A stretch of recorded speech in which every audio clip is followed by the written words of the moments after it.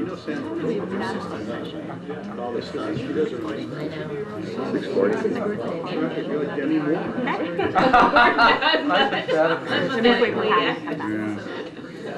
Wow.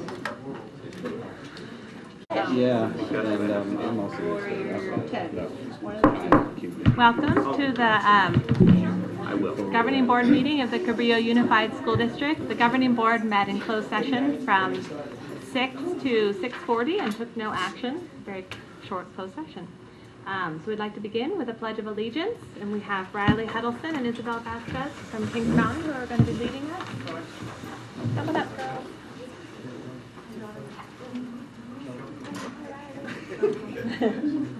Flags over here. Okay. Flags over here. Stand right here. There you go. There you go. Ready? Oh, and another one.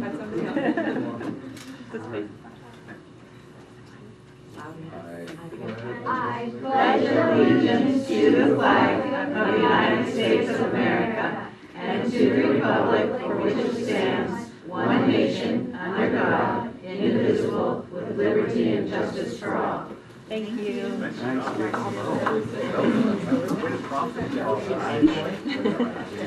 Someone. You got the snowball rope. Okay, that brings us to item 7, which is our governing board reorganization. And before we get into that, I just want to take my last little bit as being president to make a few comments. I just wanted to say that I appreciate the opportunity of acting as president for this past year.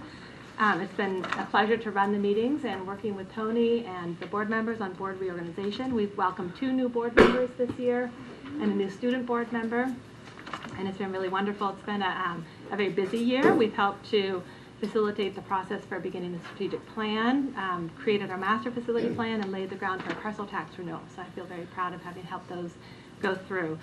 We've also welcomed several new administrative district level positions, and so I want to welcome all of you as well. And so I just want to say thank you to everyone for the privilege of serving this community in this capacity. It's been a real pleasure. And I think it's also valuable that we switch these positions after a year. So I'm excited that we'll be able to move on and experience other presidents for the board. So thank you very much. And on that note, she gets a little gift.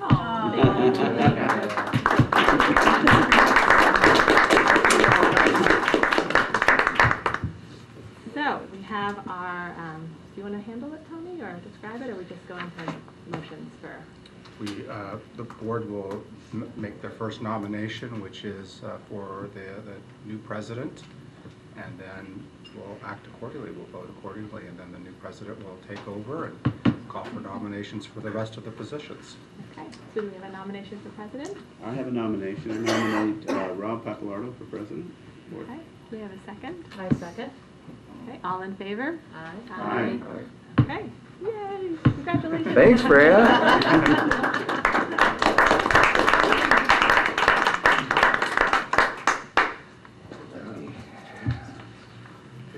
And your candy cane. All right.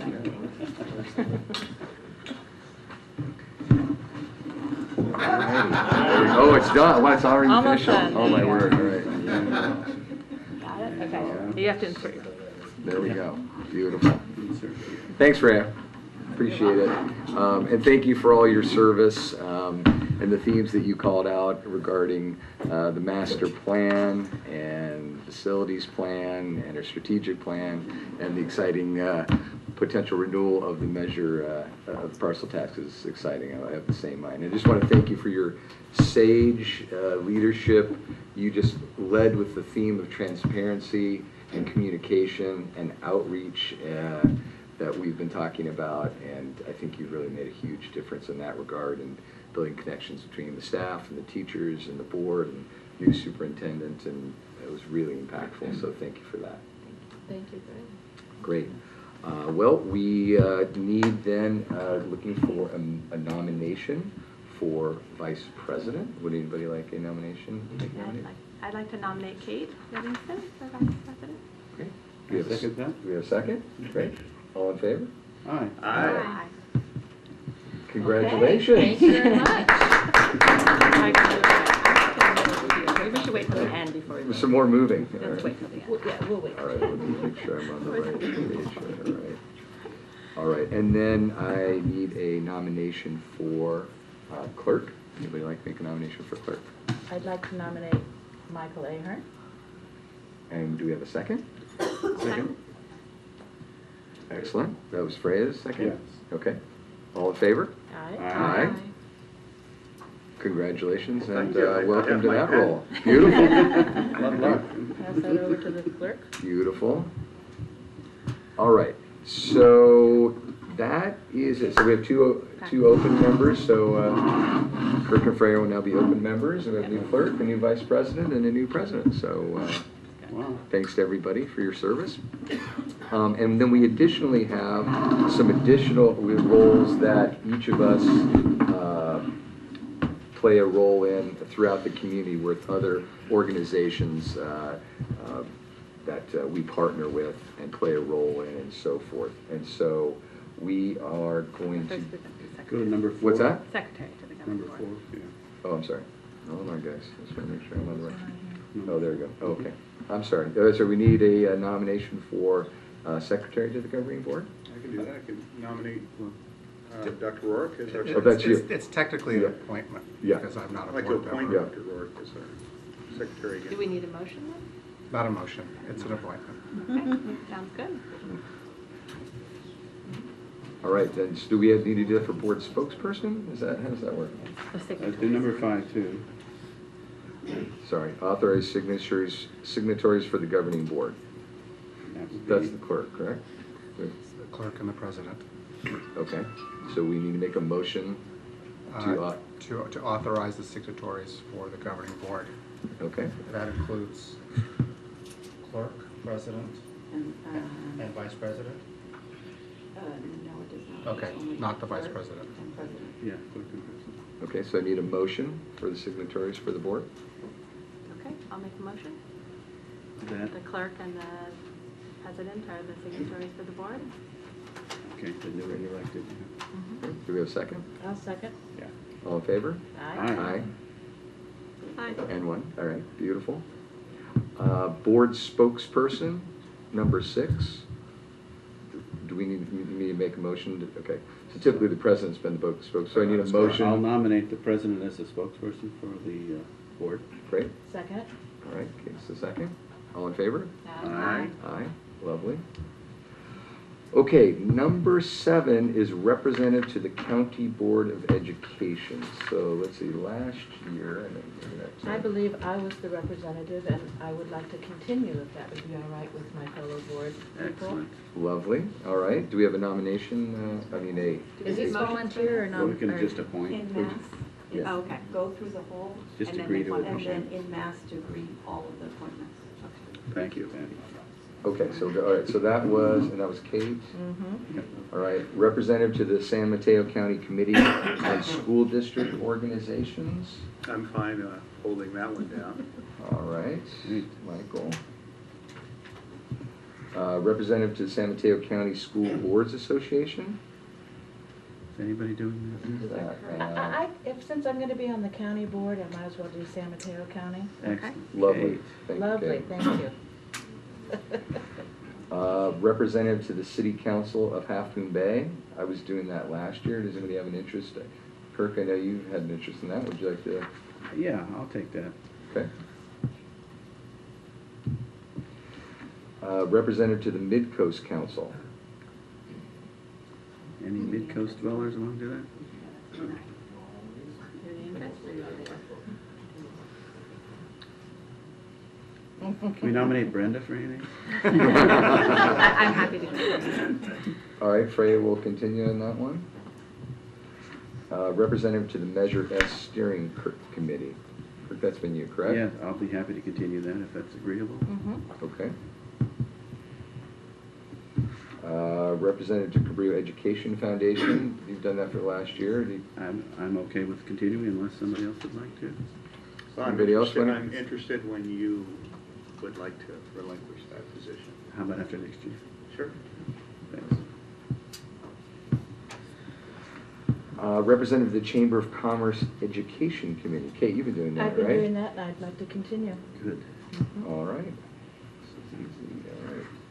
Representative to school sites as follows. So, Hatch, I'll take that. You were last year. Want to continue with that? Sure. Okay. El Granada Elementary, Mike, I know you've been doing that. You desire to continue? I do. Okay. Fairlawn View, it has been Kate. And it's been me. I'd like to continue. Okay. Kings Mountain, who had Kings Mountain? I think That was Freya. Yeah. Yeah. Sure. Do you have a desire? Okay, Unless someone else I'm glad to take it if you want is. to. All right. You want to try? Sure. Yeah. All right. Cunha? Who's been Cunha? Has that been me? I think I thought it was no, you it was and you Kurt. and me. Kurt and Okay. Kate did it. Yeah, we need to. You want to do it? You wanna I'd do it now? love to do. I'd Okay, love you to guys do wanna keep it? I'd do it with you, maybe. Oh, Yeah. I'd love that. There That'd you be go. great. Kate It's a and big Freya? school, too. Yeah. I was actually thinking sometimes visits would be nice too. Yeah. Yeah. All right, so Freya and Kate Petunia? Yeah. Okay, Half Moon Bay High School, do we want to do 2 for the high school as well? So I'll be one of those. I'd be interested. Good. So Kurt I'd and be Rob? happy to. Okay. Okay. Do you have a preference? I mean, it's fine. You want to just be the half and Well, I'd like to do Pelocitos as well, so I'd like to divide and conquer if I can. All right, On the so high Okay, so we'll take the high school. this year we'll do the high school. Oh. You do the Philicitas. Does that Okay. work for you? That works Okay. for me. All right. Okay, and then Torcidas is Michael. Okay, All right. all right, we've got all the assignments. Okay. Philicitas is Mike. Okay. And then do I make a motion now to approve all these? Okay, so I'd like a motion to approve all the designated assignments we just discussed. So moved. Second? Second, all in favor? Aye. Aye. Aye, okay, all in favor? Great. Calendar. All right, so then we need to go to 7B, which is approve the governing board meeting calendar for 2014 as required by bylaws 9100. I have one date I'd like to change. Okay, Yeah. all right. I have two. Oh, okay. Go ahead. February 13th is the Shakespeare play at Fairlawn View. That'll be my last year with a child in it. Okay, So Thursday. So I don't know if we want to do something the week before, the first Thursday in February, or the earlier that week, just, Tuesday or Wednesday. are there district conflicts we have to work around, or are, I think, yeah, or the do we main thing take is that precedent? it's so close, because we're doing the third week in January, I think, so then it's like, but then we're doing the first week in March, so, well, probably the next week is President's Week. oh, we next can't do week it the school's following winter week. recess. No, Yeah. that's So, President's week, Is it the Thursday that's the Yeah. problem, or the whole week? the Thursday. so should we try Tuesday? Yeah. I'm open. How about the 11th? Does that work for Yeah. folks? Thank you. So it's going to be Tuesday, the 11th? All right. So, April 10th. So we're moving. Sorry, to anybody 13 have a- yeah. 2/13 to 2/11. Yeah. Okay, what were the other dates? I have issues with April and September. Is there any March? Everybody good with the March date? Maybe we just better go down the line. March is good. March is good. Yep, March, Okay. good. That April week 10th? of April was a problem for me. Okay, Probably on- what would you prefer? before or after? Week Okay. preceding or after? Yeah, So the doesn't- whole week. So the whole doesn't week's matter. bad? Yeah, that whole week.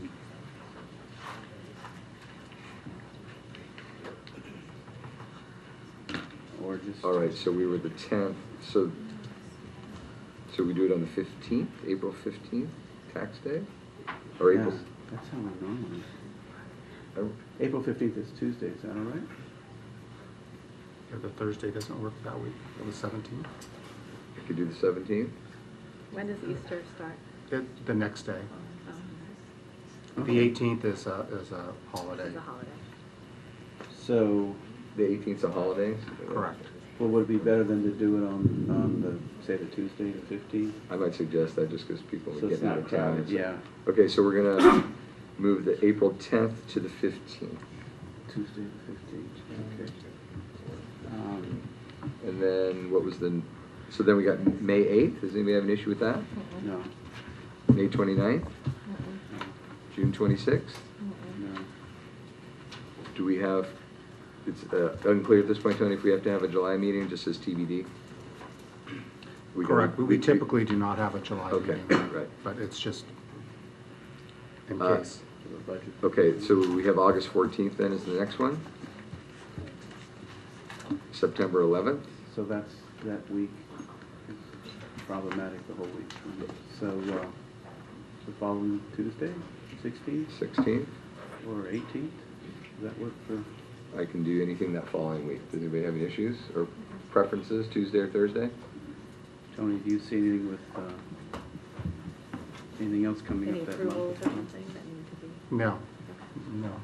Might as well do the 18th. I'd rather Keep keep it it on a Thursday. Okay, so we're going to move the September 11th, 9/11 meeting is going to move to the 18th, the 9/18.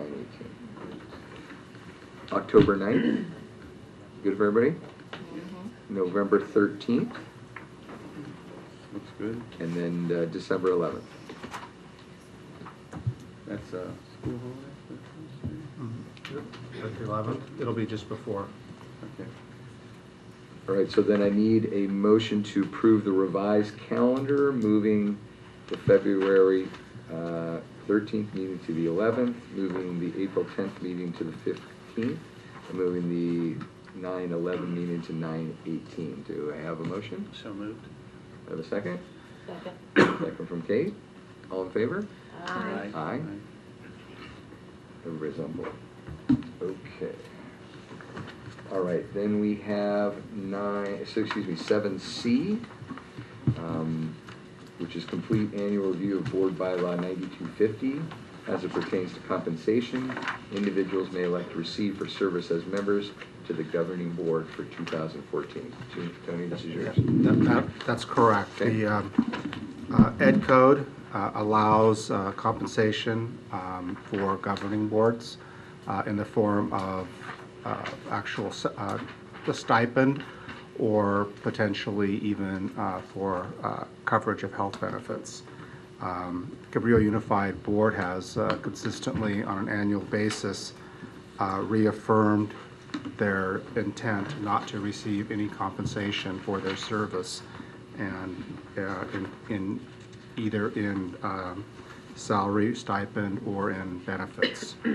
And so each year we bring this to the board to see if there's a change in direction that they would like to take. Great. Do we have a motion to continue on with 9250 in its current form? So moved. Do we have a second? Second. All right. We have an opportunity to discuss. Does anybody want to make any comment about this or have any feedback? Well, this represents about, I think about $80,000. That is basically a gift of the board to the public by not taking this. Indeed, I think the potential is with On insurance. the, is on the actually health higher than that, benefits, right? health benefits alone would be as much as $105,000 if all 5 members were taking family benefits. So, thank you all for the contribution. It's the right thing to do. We need, this is a roll call vote, Tony, or is this just all in favor? This is roll call? No, it's not a Okay. resolution. All in favor? Aye. Aye. We have everybody. Congratulations. Great, excellent, good job, board. All right, adoption of agenda as presented. We've had a request to move 16A, which is discussion to partner with the Boys and Girls Club of the Coastside to construct a dual gymnasium complex on the Manuel F. Cunha Intermediate School campus. To move that up in the agenda, and I'd like to make a recommendation that we move 16A to 12A at the top of the reports, informations, and presentations. Do we have a motion to? So moved. Do we have a second? Second. Okay, all in favor? Aye. Aye, all in favor? Great. So 12A, excuse me, 16A will become 12A.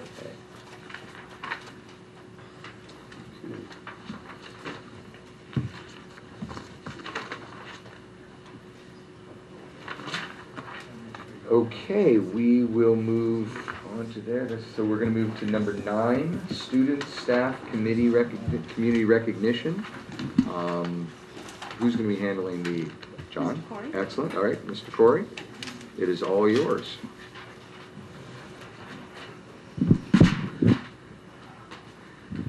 Thank you, President Papalato.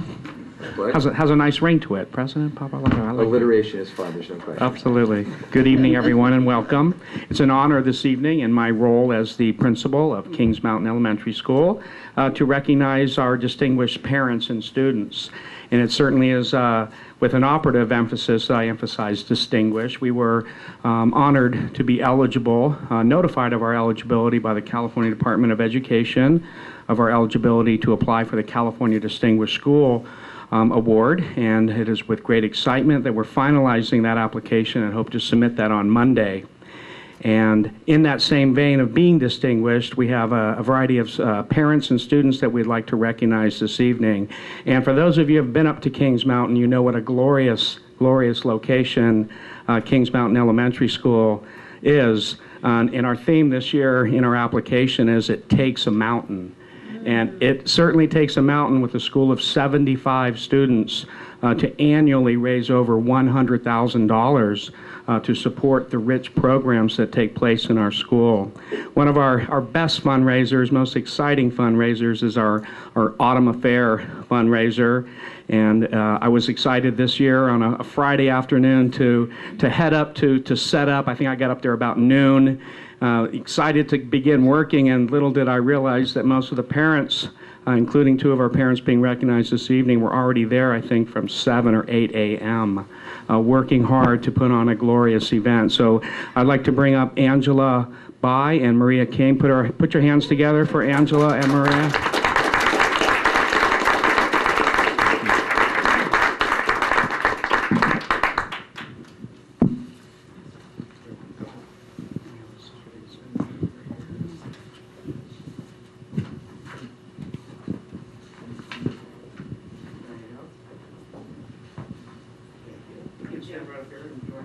Everyone else up. Also, our fundraiser, the silent auction part is always exciting, but in addition to a rich silent auction, if you will, we have great food. I don't know if Megan Land is here this evening to be recognized or not, but Megan is not here, but let's hear it for Megan from Kings Mountain.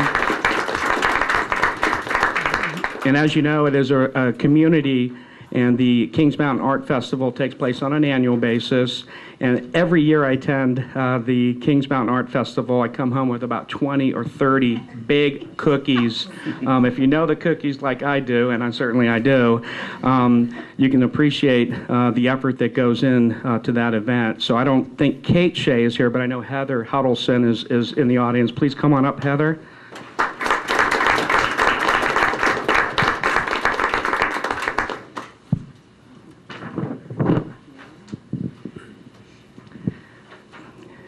And in an effort to always promote the good work going on up at Kings Mountain, we have a monthly newsletter, and it's not like a regular newsletter. It's a very special newsletter. We call it the Lion's Roar, and this parent on a monthly basis, quarterly basis, puts together one of the best newsletters, in my humble opinion, if not in the county, the state. Put our hands together for May Wong.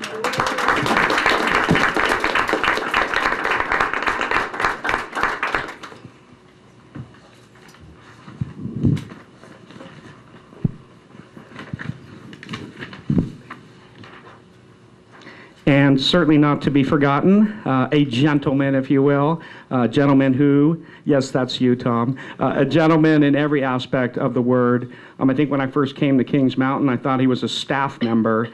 He was at our school day in and day out, providing a variety of different functions, and it's with great appreciation that we want to honor our KMAP president and volunteer. Let's hear it for Tom Pohl.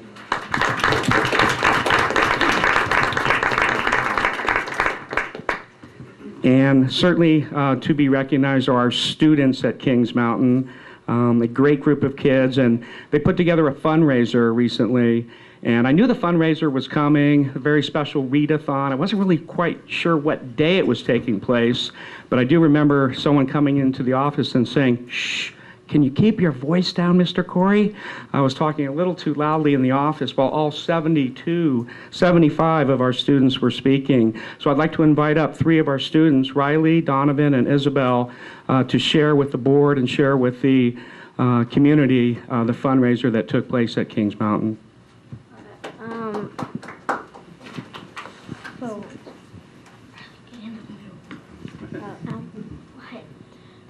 Why are Schools the readathon by Okay. Donovan Soto Ruiz, Isabel Vasquez, and Riley Huddleston. Okay, why our school hosted a readathon to help raise money for the recent Typhoon Haiyan that devastated the Philippines? We chose a program called Save the Children because it helps donate supplies, relief kits, and much more to the families that have been affected by the Typhoon Haiyan. Save the Children is a very important organization that helps children and their families rebuild their lives. The readathon took place at our school November 27th, 2013. Second graders through fifth grade read for 1 hour. Kindergarten and first grade read for half an hour. Altogether, our school read over 3,000 pages and raised over $14,000 to donate to Save the Children.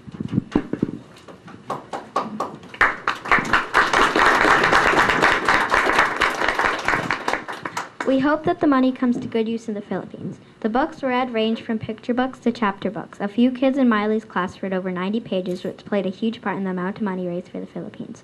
Although the kindergartners did not raise the same amount, their contributions helped just as much. The readathon was fun for everyone that participated. A week before the readathon took place, teachers handed out sponsor sheets to the students in their class. Over the next week, students asked their parents, relatives, and neighbors to sponsor them based on how many pages they read. Flat donations were also accepted. Suggested amounts range from 5 cents to $1 per page. After the readathon, Thanksgiving break, students with sponsors went back to each sponsor and collected the money. The donations were due the week after Thanksgiving. As said before, the donations of all the students went to the program Save the Children to help them repair the devastation Typhoon Haiyan caused. Save the Children requested not to send blankets, clothes, or care kits, although those would be helpful. If Save the Children brought clothes to one of the many shelters, but none of the people there fit them, they would have to go to the next shelter and see if anyone there fits them. So they request money so they can buy the exact size needed for each person. We interviewed some of the students in the 4-5 class, and here are their answers. I liked helping the Philippines, says Madison, grade 5. Lots of students participated in this event. Love reading, so it was fun to read for a straight hour. Evan, grade 5. I liked my book, especially reading for an hour. McKaylee, grade 4. Most of the students generally liked reading for 1 straight hour or helping the Philippines. We all love the readathon and hope to host an event similar to this one soon. Thanks. Thank you very much for giving them the opportunity to recognize Kings Mountain. Great. Thank you all for your involvement and support. That's fantastic. All right. The next item on the agenda is item number 10, comments from the public related to items not on the agenda. And we have one card tonight. We always welcome the public to comment and feel free to come up and speak to the board. So tonight we have Eli Ross is going to come up and come on up, Eli. Thank you. Welcome. And I just want to remind the public that when items not on the agenda, the board does not have an ability to comment, speak, or interact with you relative to it.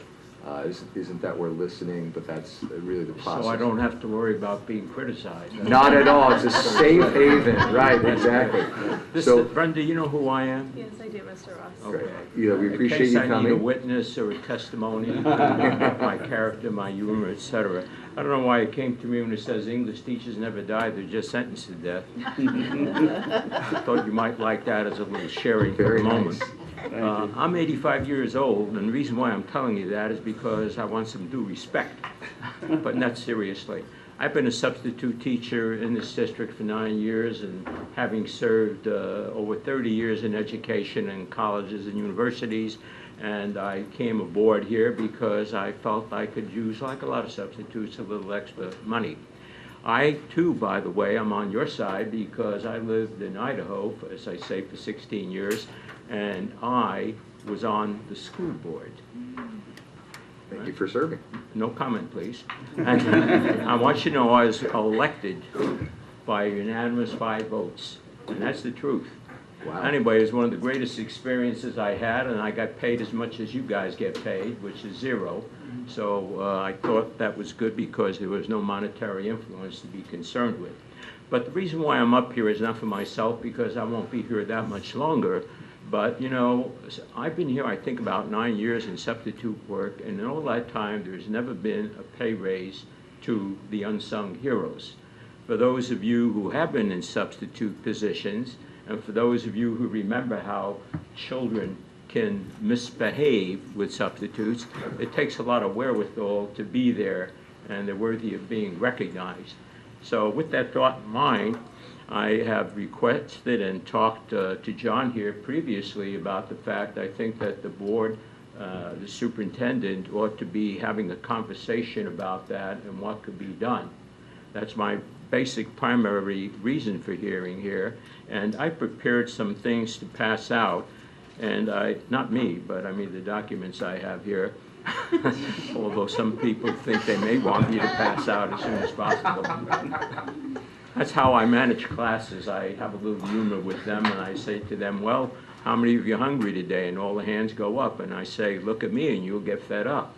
But, you know, a little humor goes a long way with some of that stuff. I can go on for a long time, but I'm not here as MC.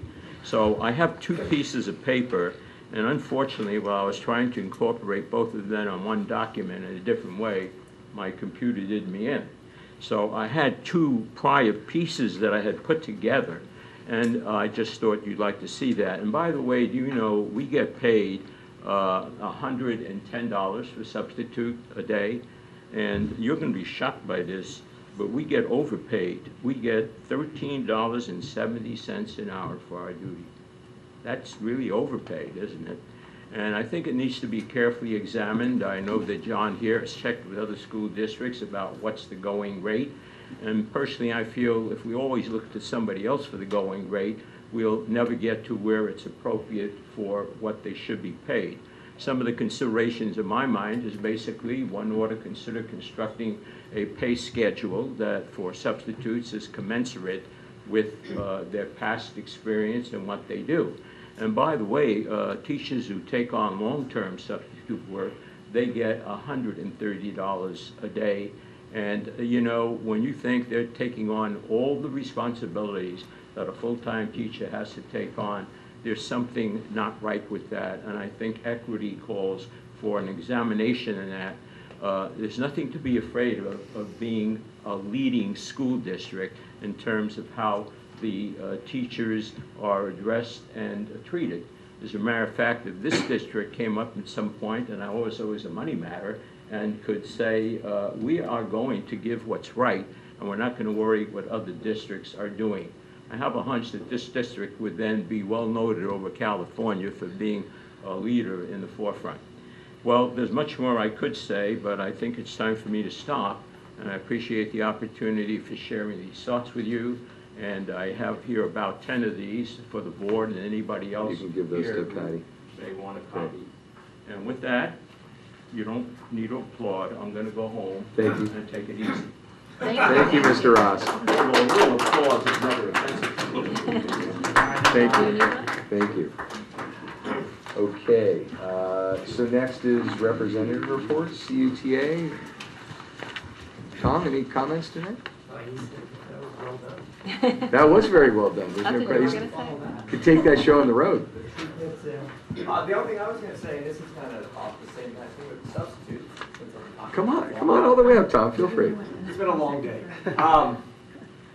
We know we're switching with the sub, and we just wanted to say a lot of teachers, and we know it's time for the electronic substitute. Everyone understands ASOPs is called, or the whole new, and we totally understand it. We just want to say, personal, we're just going to miss, as teachers and substitutes have just been talking about how they're just going to miss the personal touch. And just so that you have a reminder that, you know, it was nice to have a voice and talk to someone and set things up, and people felt secure. And she used to, Connie, the lady who was in charge, used to twist substitutes and make them take jobs that they didn't want. And so as we go into this new world of electronics, we hope it goes great. You know, we know it will, but we're going to miss the old community. And once again, I'm always about community and people talking, so we're going to miss that. Otherwise, have a great vacation, and I'm interested. It sounds like a good meeting tonight, so. Thanks, Tom. And by the way, in Cunha, did you get a report from Cunha? No, I did not. Oh. Because they've done like 20 community services in like 2 months, so. Thank you, Tom. Appreciate it. Is there a representative from CSBA here tonight? No? No report? Okay. That brings us to number 12, reports, information, and presentations. And we'll recall we amended the reports to bring item 16A, discussion to partner with the Boys and Girls Club of the Coast Side to construct a dual gymnasium complex on the Manuel Cunha Intermediate School campus, is now 12A. So I welcome the group from the Boys and Girls Club to come on up. And I'm going to move out of the way so people can see.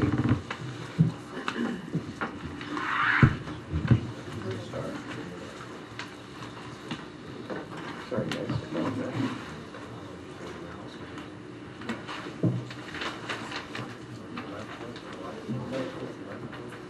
Thank you, Dr. Rourke, staff, and governing board for allowing us to present our partnership proposal with the Boys and Girls Club of the Coast Side and CUSD.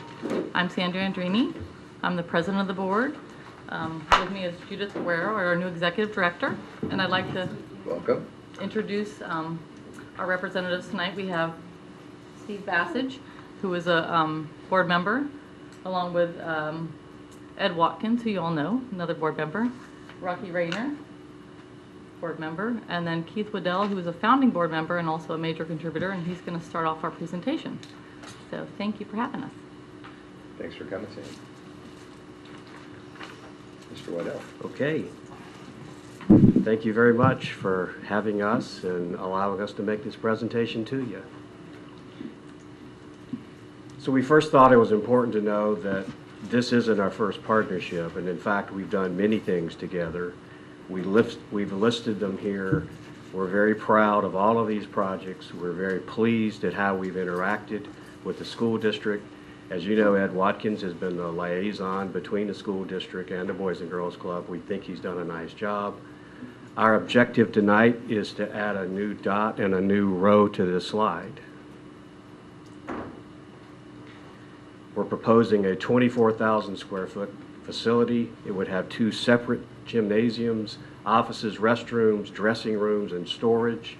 It would be located at Cunha, currently where the skate park and 2 of the tennis courts are.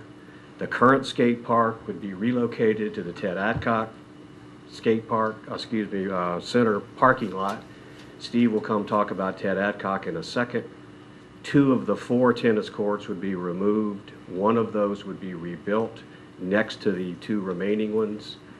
The district gym would have seating for 1,250 people. We're told the existing gym seats 800 to 900, so this would be significantly larger. The Boys and Girls Club gym would seat 250.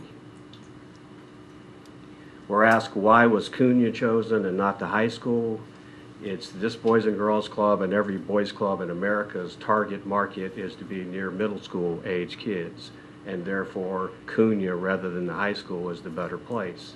In addition, it's our hope to manage the Ted Adcock Center on behalf of the Boys and Girls Club as well, and that's clearly close to Cunha. Again, Steve will talk more about that. We're also asked about, well, why don't you build 1 at the high school and 1 at Cunha rather than 2 at Cunha? And the answer there is much more cost effective to have 2 gyms under 1 roof than it is to have 2 independent gyms at 2 independent locations. And further, with 3 gymnasiums at Cunha, it'll be the perfect site for tournaments and for camps, which will be a fundraising opportunity for both the Boys and Girls Club and the district. The aerial view, the footprint is essentially bounded by the setback lines on the Kelly Street side, next to the bicycle shop there to the west, the tennis courts, and then finally we had to encroach a little bit into the outdoor basketball courts there at Cunha. The inside, the orange portion would be the district gymnasium. It's the lighter color would be the Boys and Girls Club, and the yellowish would be what we're calling the ancillary areas. A couple of points. These courts would be college-sized courts that are 10 feet longer than high school courts. That seems to be the new standard and state-of-the-art even for high school. Further, the 1,250 seats and the 250, those are approximate. We could probably squeeze more in.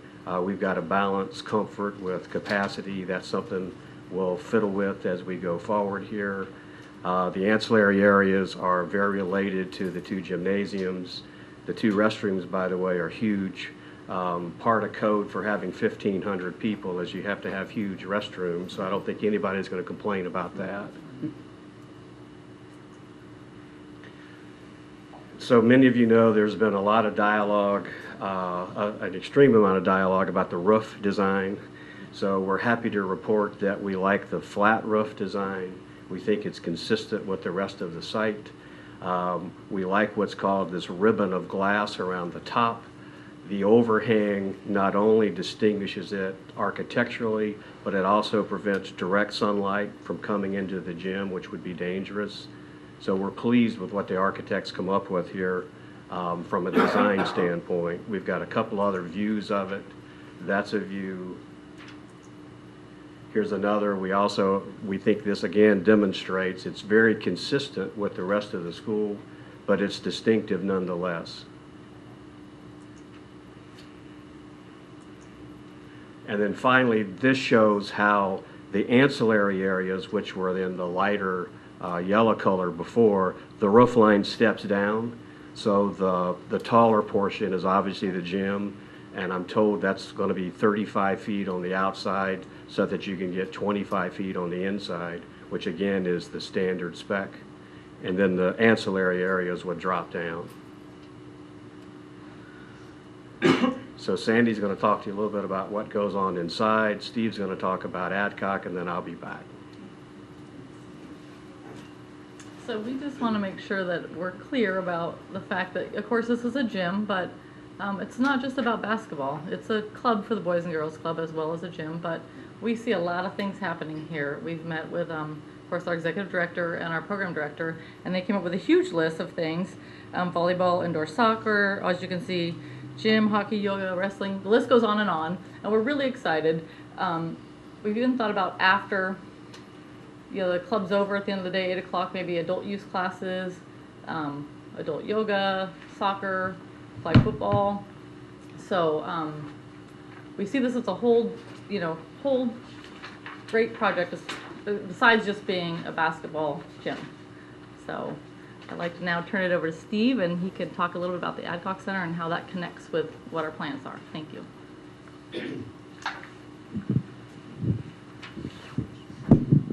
Thank you, Sandy. Real quickly, the seniors, after being at the Ted Adcock Center since 1985, will be moving to their new campus in February, March of 2014. So this creates an opening for facility space that is so desperately needed here on the coast side.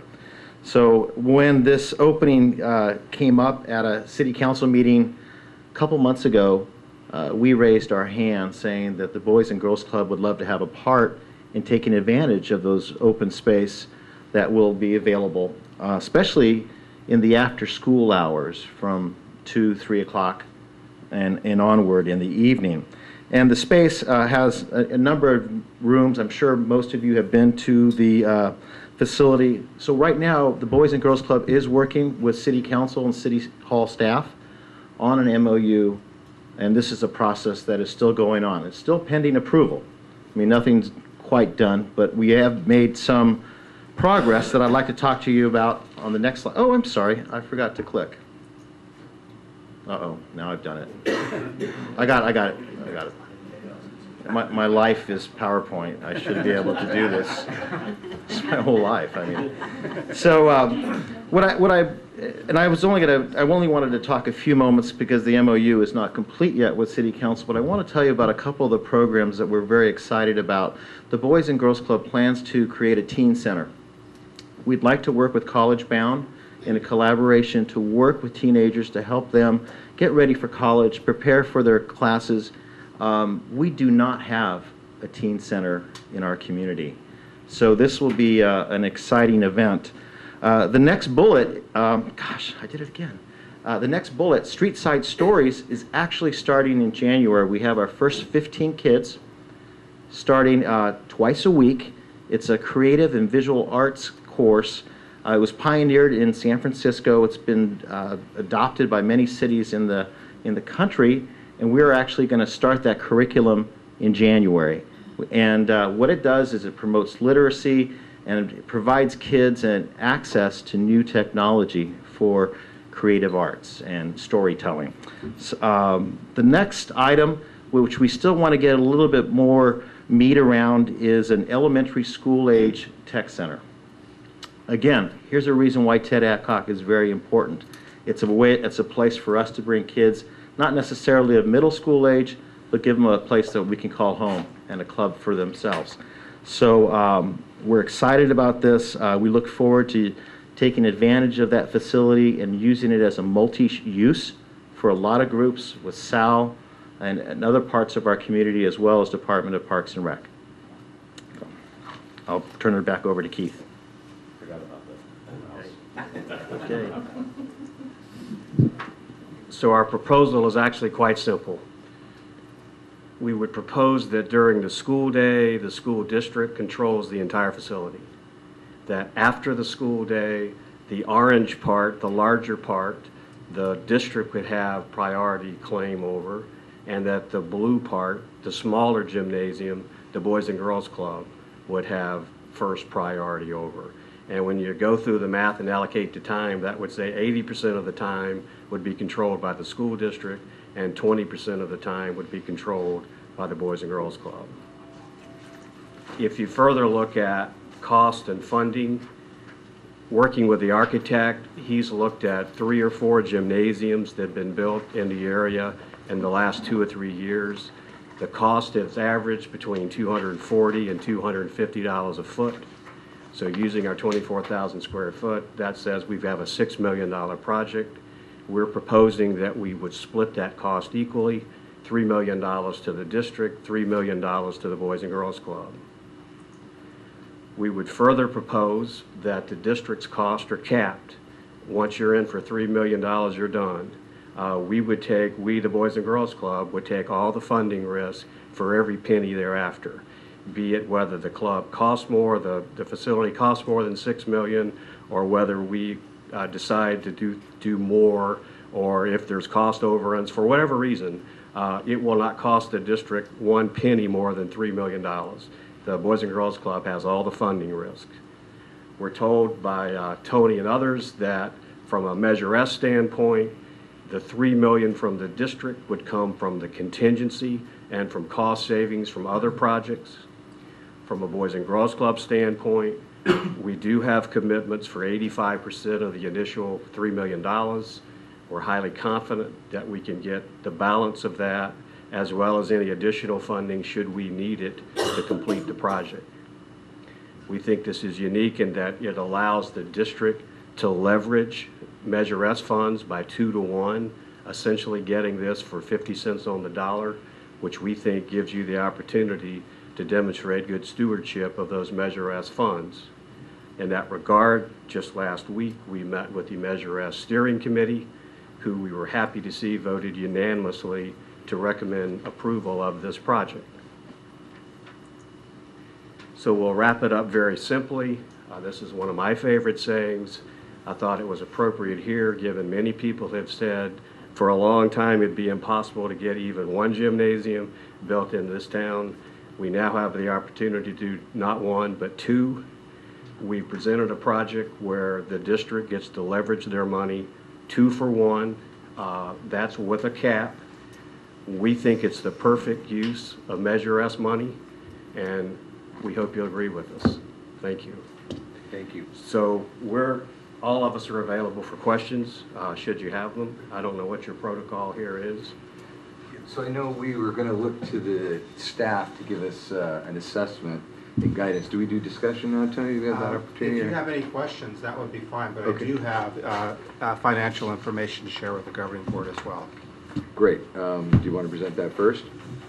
Then I will move back over. Rob, what's your orange cord there? I'd hate to have you be electrocuted. First day electrocuted, that would be bad, yes. Where's President Fry's meeting? All the rest of you Water on. So what you're seeing, the table at the top right here, and all of these numbers come directly from our facility master plan that the board approved in August, is a breakdown of the roughly $70.5 million. I remember it's an $81 million bond, but the board essentially set aside $10 million for technology and technology infrastructure. So you can see it as it's been broken down into categories and percentages and dollar amounts. You can see that the program contingency is a little over 25% of the $70 million at $18 million. So that contingency includes both escalation, which is the assumption that it's going to cost more 2 years, 3 years, 5 years from now to build a project than it would if you did it today. And also change orders and things that occur sometimes in construction, things that you're not thinking as you walk into the project. We do have a lot of modernization projects, and so it is important to have contingency in there, because once you open a wall, you may have a surprise and you may have some additional costs. But it is a conservative budget, deliberately set a conservative budget, because the one thing we did not want to do was to overpromise to the community what would get done. So it's always been our goal and our expectation that we could do more with the $70 million than is on the funded list. Coming down here to a couple of savings that we've already projecting. This summer, we're expected to begin a project at the high school to bring track and field improvements and to re-turf the football field. That project was much larger in scope in WLC, our architect's mind, than what we were actually planning. And we've had several cost estimates now, and the last one I saw was $1,050,000, and we were able to even hone that down a little bit. So we're just under about $1 million now in projecting that cost. Of course, that contract has not been signed yet, but that's $1 million savings in that budget that I showed at the top of the page right there. In addition, we earn interest off of the bond proceeds as they sit in the bank, and we have $16.5 million sitting in the bank right now. We earned a little over $75,000 this year. We expect to earn about $118,000 next year. We didn't have the funds for a full year. That's why the lesser amount. And we've begun to allocate those funds, already done so this year, for furniture and equipment, which, if you go back up here, furniture and equipment's right there. $1.8 million has been budgeted. If you do the math over a good 10-year period of a bond program, we will easily earn over $1 million in interest, and all of those funds we're utilizing in furniture equipment and allocating as we go through the process. So assuming we keep that budget of 1.8, we have found $1 million in interest to cover that cost.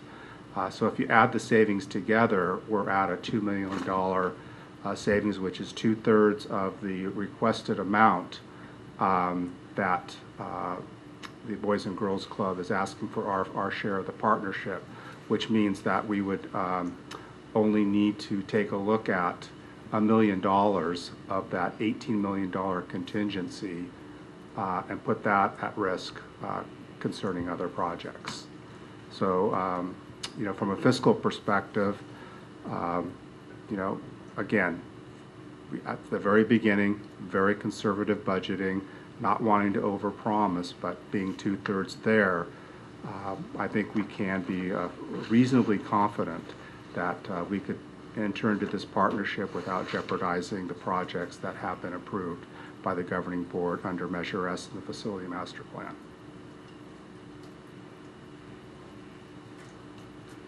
Great, thank you, Tony. So, board members, you have questions? I have just two questions. One is, the kitchen in Ted Adcock is a commercial kitchen, right? And that'll be maintained and serviced and potentially improved.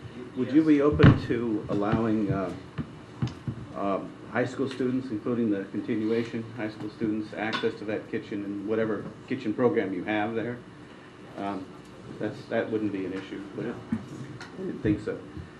The only other question I have is, if it turns out it was less than $250 a square foot,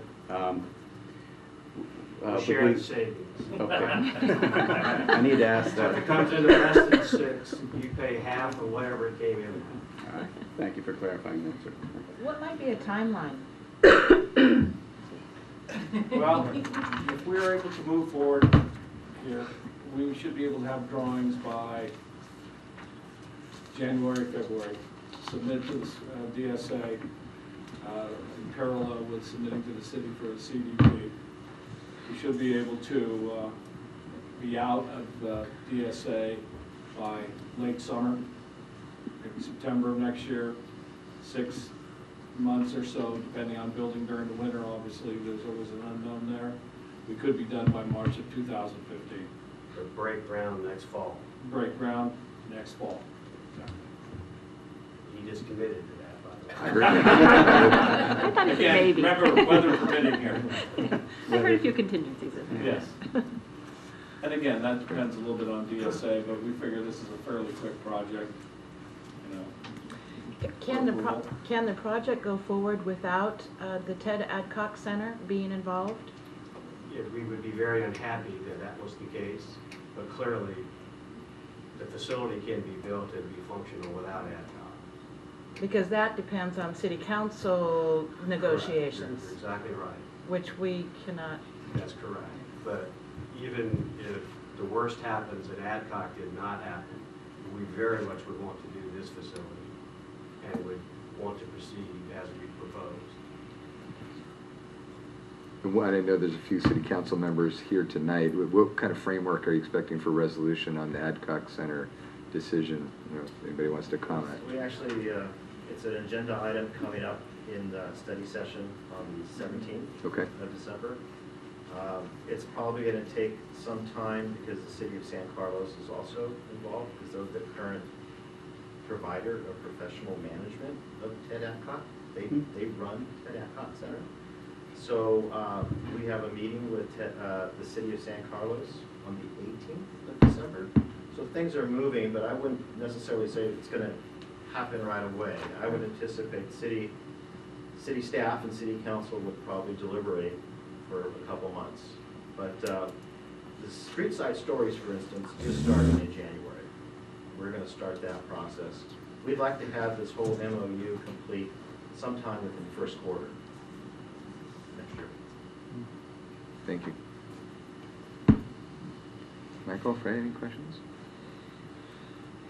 I know that you met with the steering committee from Measure S and they unanimously supported it at 11-0. Did they have any major concerns about using Measure S funds? I mean, was there one dominant concern, or they just couldn't pick themselves? Generally, they like the leverage. They like being able to essentially pay for this 50 cents on the dollar.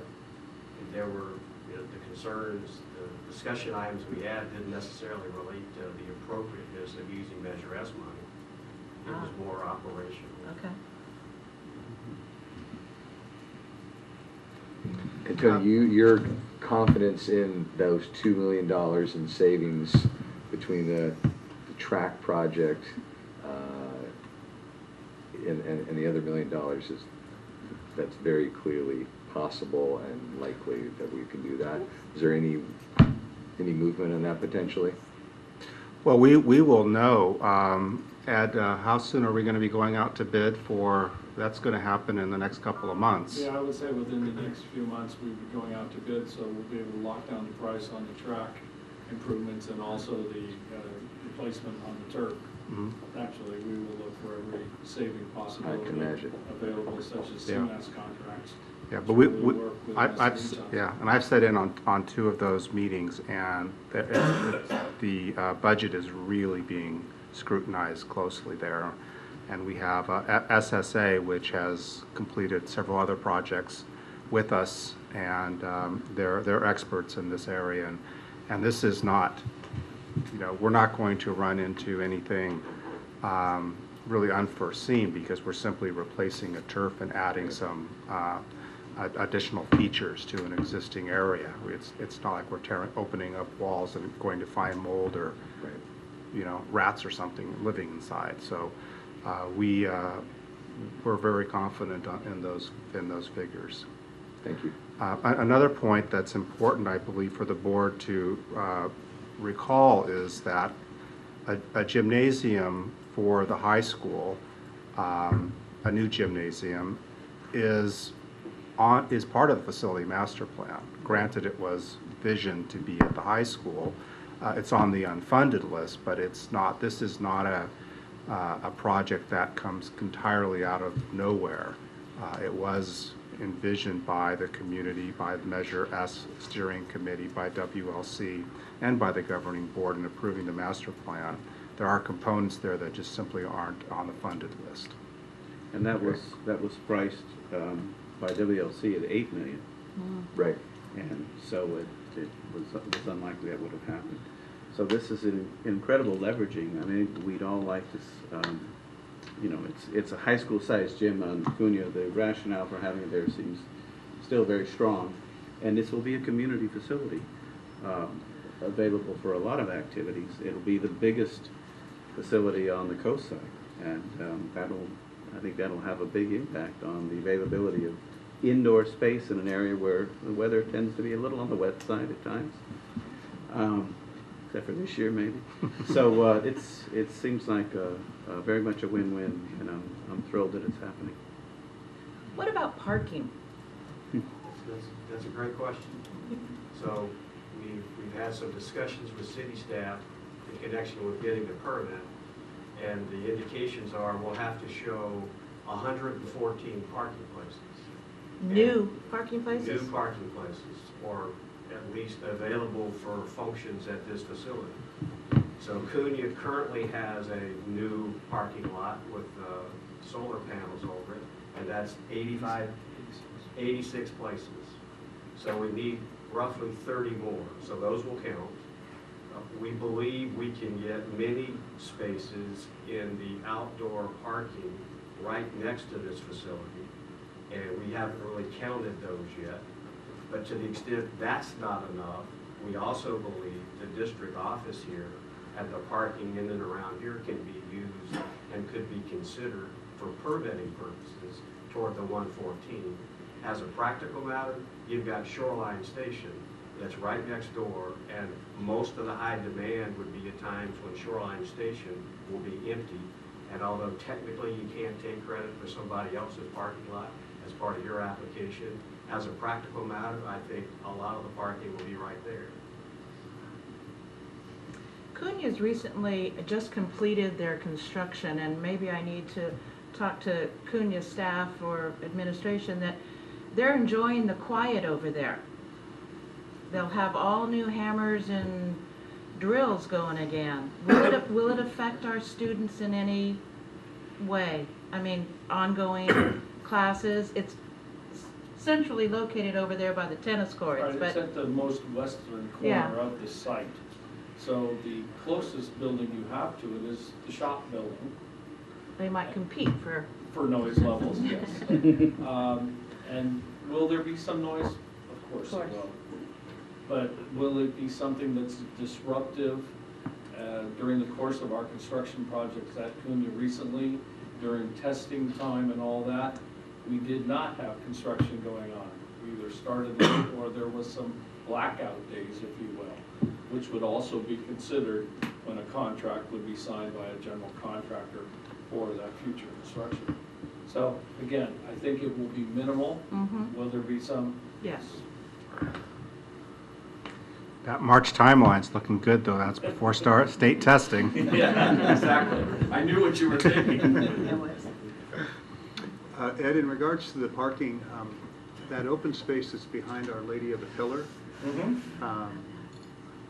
is that something you guys have considered, or who owns that parcel as a potential? Now, you're talking about the property right behind the Yes. church. Well, I know they utilize it. Whether we could negotiate something with them or not, that's something that could always be looked Just a into. thought, yeah.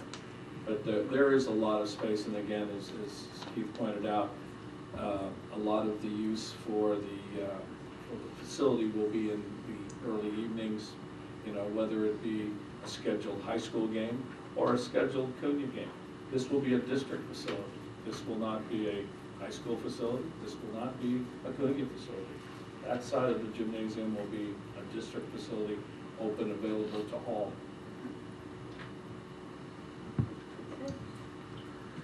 Yeah, I would just comment, I think Marion, you mentioned that the youth of the coast side are severely underserved. And this is just an exciting opportunity to partner with the Boys and Girls Club and the programs you guys want to bring, besides just the gym, which is just, we just need more and more of this. And I look at what's happened with the field at Cunha and all the other stuff, the other schools is fantastic. But boy, what a coming together of the community every weekend. It's just filled with people. And I have the same vision for what this would look like on the weekends. Everybody's looking for somewhere to play or do something. So And I great opportunity. I see people from all over the Bay Area and the Inland Valley coming to tournaments and soccer and basketball events, and our economy here prospering from those folks escaping the heat in mid-July and coming out to our coast side. Sure. This is very exciting on Go so off many in the levels. fog. Yeah, I just want to echo what's been said already. I think it's an exciting opportunity, and it's a great leveraging of the funds for Measure S, and it truly feels consistent with what we've already planned under our master facility plan. And it's really exciting to finally be having something that will be more permanent and more resourceful for the Boys and Girls Club. And hopefully the city negotiations will continue along that path as well, so that the full package will be there for all of you. So we really appreciate all that you have done in partnering with the school for the past as well. So thank you. All right, any other comments or questions? No, thank you Thank very you. much. So we're looking to staff to give us some additional direction.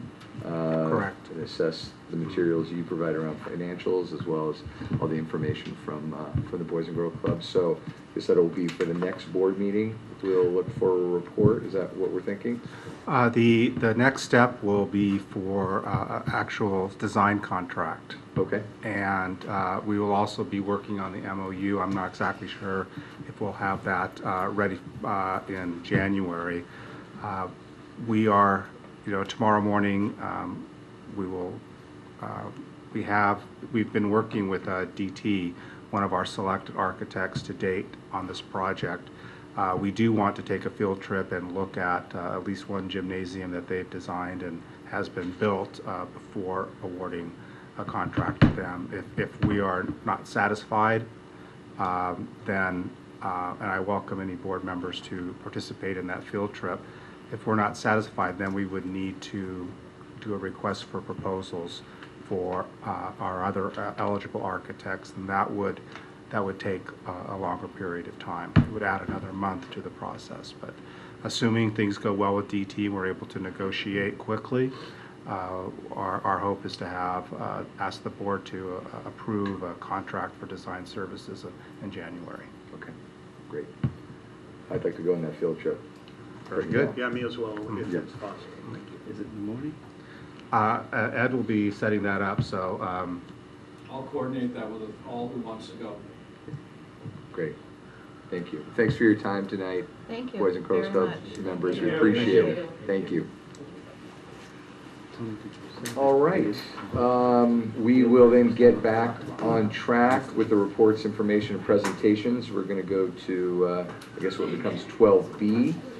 Receive the Measure S Facility Bond Citizens Oversight Committee 2012-2013 Annual Report. I see Steve is here. Welcome. Thank you, Rob. Good evening. Evening. We have had a very busy first year. We really have. I will not duplicate the background summary that you have in your board packet. I think that gives a good comprehensive overview, but I would like to highlight a few points from the report. We met 5 times over the first year. We have in my opinion, a really outstanding group. I think the wide group that you had to choose from, you've chosen very well, perhaps present company accepted. Come on. The Mike Alifano is the representative from the local business community. I represent I'm active in a senior citizens organization. Naomi and I decided which one of us was going to have that, and I'm it. Susie Tempesta, whom you saw last month, is from Measure E, is a representative of a bona fide taxpayers organization. Veronica Torres is parent of an enrolled student and active in a parent group. We have 2 at-large representatives, Chris Johnson and Naomi. And then we have 1 vacancy, which needs to be that of a parent of an enrolled student. So a very strong oversight committee that has received some excellent training. We very much benefited from the 2+ years of experience with the Measure E Citizens Oversight Committee. That allowed us to make a lot of training wheels, slow progress, so the time we get to the state mandated constitutional requirement to do this right, I think we have done so in a more efficient manner than we could have without the experience that several of us have had by previously serving or currently serving on the Measure E Parcel Tax Citizens Oversight Committee. One of the things that we wanted to do was to make sure we knew what we were doing, because I think it's hard to make a strong case to the community that we've done a good job of oversight if we haven't had the proper training. And so we had first the standard presentation given to Citizens Oversight Committees on Brown Act and all the other kinds of things that you all are familiar with. And as we got more deeply into it, we felt a need to become even more certain about what is best practices, not just to do an adequate job, but to be an outstanding Citizens Oversight Committee. And so we asked one of the deputy county councils to come talk to us about the civil grand jury report of about 4 years ago that, when we did not have a parcel tax, talked about the various deficiencies in other school districts around the county so that we can avoid the errors that they had. And I believe so far we have. And we plan on continuing that over the next couple of decades. We have had an opportunity in particular to review the district-wide technology implementation plan, the energy management plan, and the district facilities master plan upon adoption from the board, from you all. And that's an important thing to say to the community, is that our job as a Citizens Oversight Committee is not to be the steering committee. That has an advisory role to you. They are the ones who are talking about what we might spend Measure S money on. Our job is very simple. It's very important, but it's very simple. Did we spend dollars only on the items that are prescribed in the bond language? So to that end, we rely very heavily on the report of the independent auditor. So under Prop 39, there's a requirement for an independent auditor, and we received his initial report on November 4th, and frankly, we had some questions. And so you don't tell auditors what to do, but we did ask in a gentle way some very particular pointed questions, which he was able to resolve in a final report that caused us to meet again on November 18th. And at that point, we felt comfortable about the quality of the audit report, felt comfortable about coming to a vote to approve the resolution that is contained in the bond package. So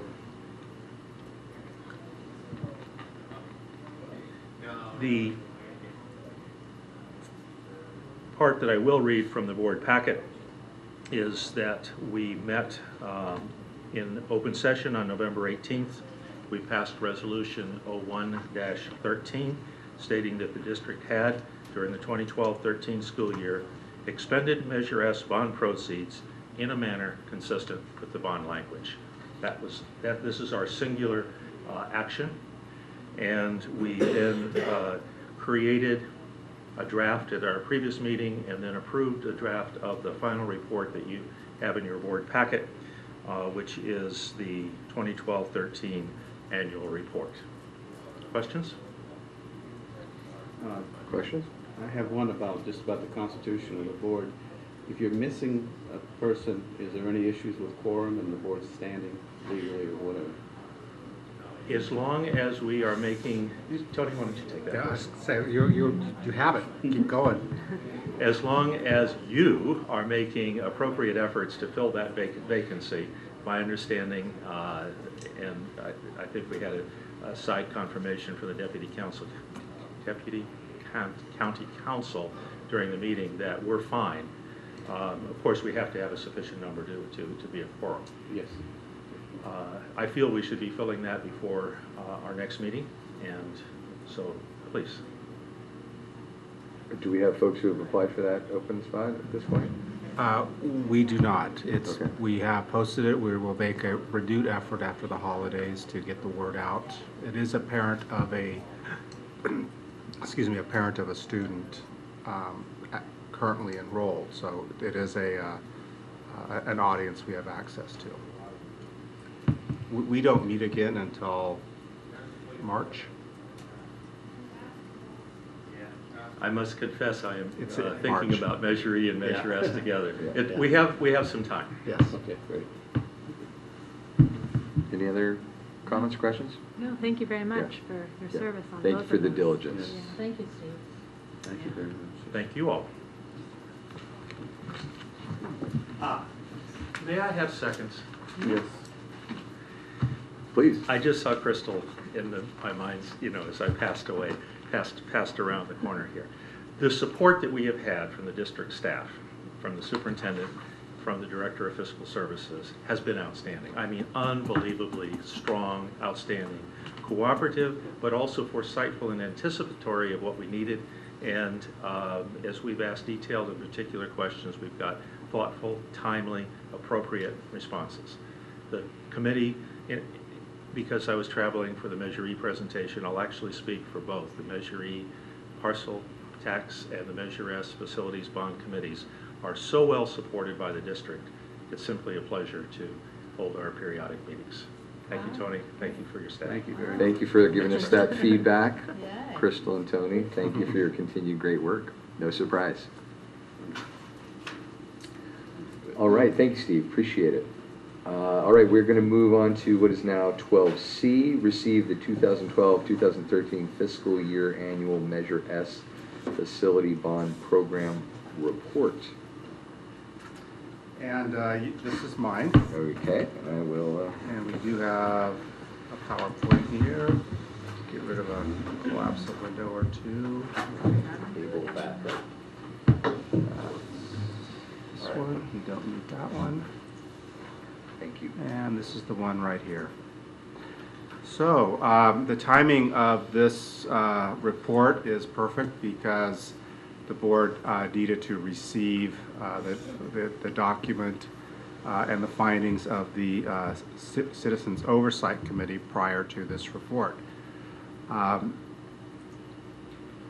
When the governing board placed the resolution ballot language on the ballot in June of 2012, well actually March of 8th is when it was the resolution was approved, there was a requirement in there that the board be given an annual report prior to January 1st of every year, beginning last year in 2012. So this is the second annual report the board has received on the Measure S bond program. The annual report has 4 required components. The first is the amount of bond proceeds that were received and expended in the prior fiscal year. So we are talking about 2012, 2013 here this evening. The second requirement is the status of any project funded during that prior fiscal year, as well as the status of any approved project to be funded in the current or subsequent years. The third is the annual independent audit of the Measure S facility bond program, which was just alluded to.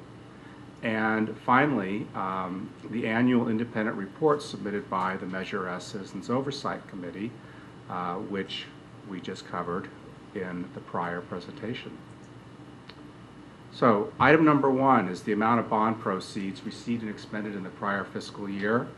So on October 12th of 2012, the district issued Series A general obligation bonds for total proceeds of $18 million.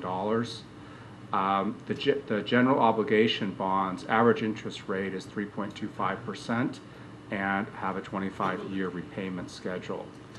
These are general obligation bonds. These are not the type of bonds that we've seen, CABs, that we've seen getting a lot of press recently. The district has no intent to engage in the sale of CABs, which are 40 years, and the interest just sort of sits out there. It's like, you know, paying $1 a month until all of a sudden you start hitting balloon payments after 15 years. They're really not good for the community. They do give you the opportunity to get money very quickly, but they have a high repayment rate. That's not what we're engaged in. During 12-13 fiscal year, we spent a total of $1.65 million in Measure S bond proceeds. And again, this is all detailed in the documents included in the prior report. There have been a number of projects that have been approved and are anticipated in subsequent years. So in 2012-13 fiscal year, the first project that we did was to complete an assessment of the maintenance needs of our current facilities, and that has been completed. We also completed a district-wide energy audit of our energy and water use, and we developed recommendations to conserve these resources. That audit has also been completed. We assessed our technological infrastructure and improved systems to ensure adequate bandwidth and access for new technologies. We also placed wireless networks across all district facilities, and that component of our technology plan has been completed. We developed a district-wide facility master plan. We completed that process, and the board approved that on August 15th of 2013.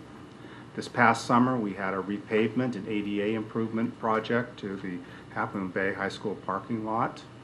It's obviously completed as well. In part of the process of bringing the solar panels to Half Moon Bay High School in Cunha, which is not a Measure S project.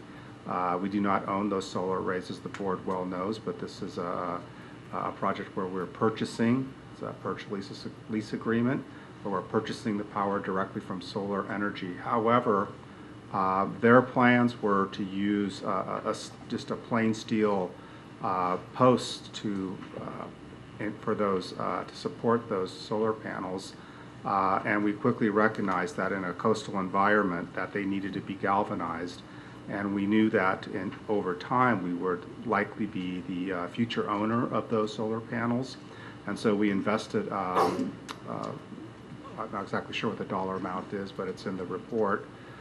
We invested in the galvanization treatment of the steel substructure so that they would last for 40 and 50 years and, you know, not quickly rust out here on the coast side. We also improved perimeter fencing at Fairlawn View and El Granada last year, upgraded lighting and sound infrastructure at Half Moon Bay High School multi-use room.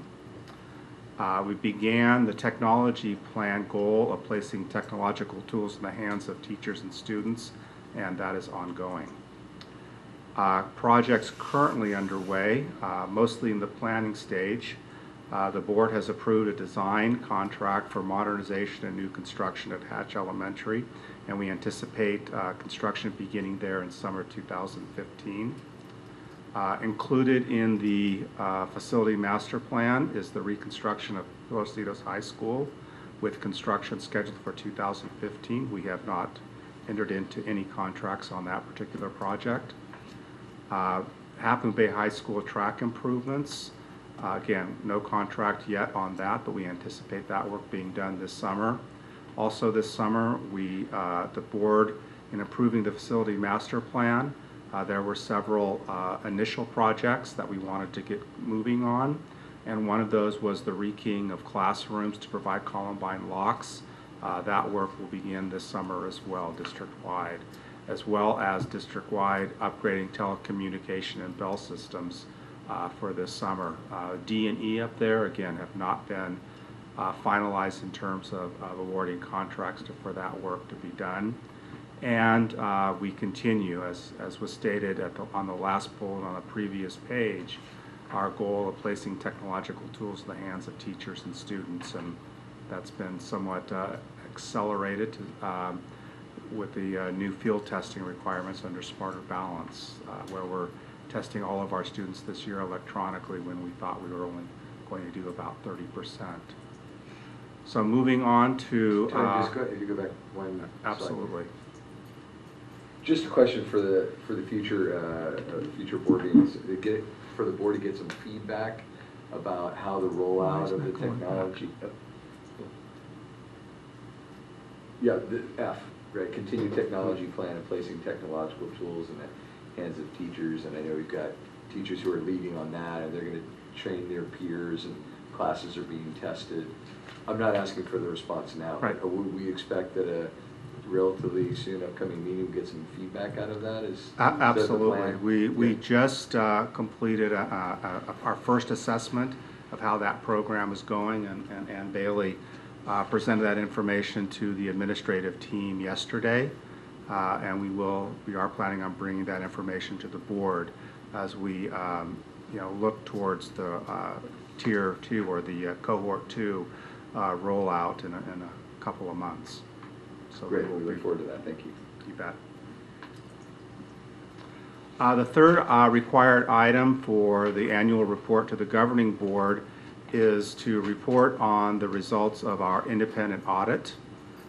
We've enlisted Siobhan and Associates, who also do our audit of our entire fiscal process.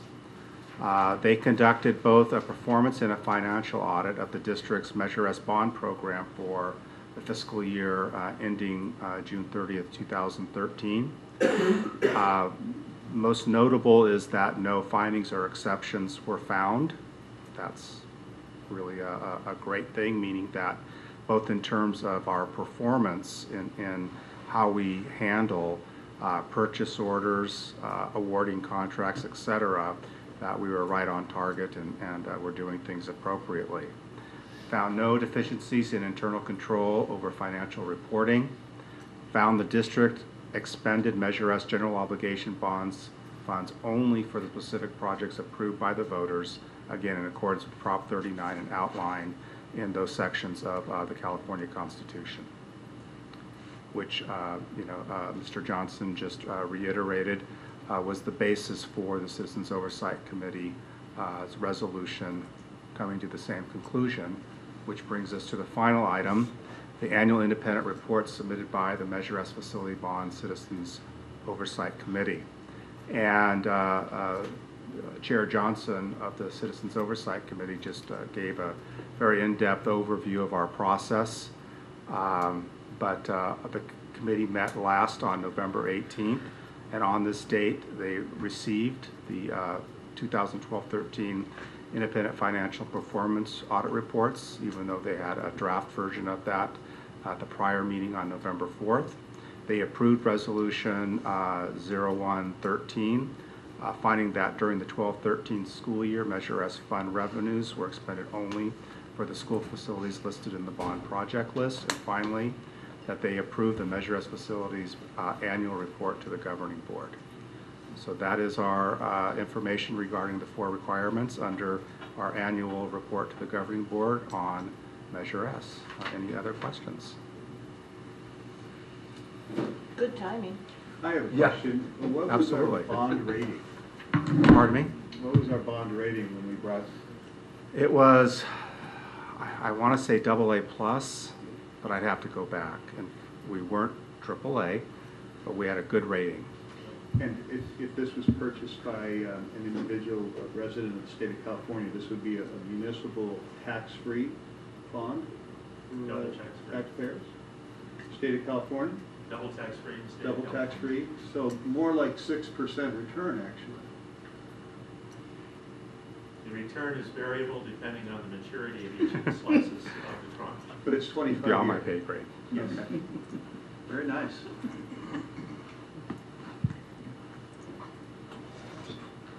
And I'll leave this up here. Thanks. Does anybody have any comments or questions? Are we gonna have trouble spending 18 million by, 2018? When do we Surely get- you did. We don't want to spend it, Kirk. We want to have it generating that interest. We will have no trouble spending the dollars. We have to spend the first truncheon by when? In another 2 years. 2 years. Summer of 2015, we will we'll be spending bond money in a When we big break way. ground on Cunha? I mean, on Hatch? Summer of 2015. Summer of 2015. Summer of 15. okay. Same as Colorcitos, right? That's anticipated. Yeah. That's anticipated. No, but thank you, it's great. It's great to see it all listed together. It makes you realize how much has actually been done already, even though not much has actually physically been done. Can we do anything about the network outages? We've suffered, I think, 3 major network outages. Isn't that our server? Those are through the, well, 2 are through the county system and 1 was AT&T's system-wide. They weren't our systems that were failing. So, but they're kind of crippling, I guess. Is the discounted rate through the county worth enduring that? Its breakdowns? Are they doing anything to prevent, once you start depending on technology, net infrastructure to run everything, it's kind of critical that they be maintained or, in a usable condition during school hours, right? That's correct, it is. Can we do anything about that in the way we're working on the net backbone, et cetera, connectivity? Ann, would you Or like are to? we doing all we can? Well, all we can. I mean, we could, invest, I would imagine, millions of dollars to create our own isolated infrastructure with, yeah, but I'm not sure. I know that the county has put in an additional backup system since the last outage. Well, that's good. And in some perspective, we've been through the county for 15 or more years, and really that's the only time they've ever gone down. It was, 2 separate switches, a very unusual occurrence, and they went ahead and did some preventative work ahead of, they had planned for some other work, and they went ahead and got that in place. So I really think it's kind of the world we live in, and once in a while, we can't get online, but overall, I think it's very, very rare that happens. So. And our site-to-site communication, those necessary links are protected from that? That's through Comcast, and we don't have redundant systems for that, so we do rely on that, and if there's a fiber cut, as there was in that evening for that 1 6-hour outage. Yeah, what was interesting on that day is that our feed comes directly to Cunha from the county, which uses AT&T, I believe, and so Cunha was live, and then from Cunha it spreads out to the rest of the district using Comcast, so the rest of the district was dead, but the county system was working fine, so Cunha had internet going without interruption. Yeah, so I suppose that there is the possibility of investigating in any potential backup system to Comcast. Well, could you use a Wi-Fi?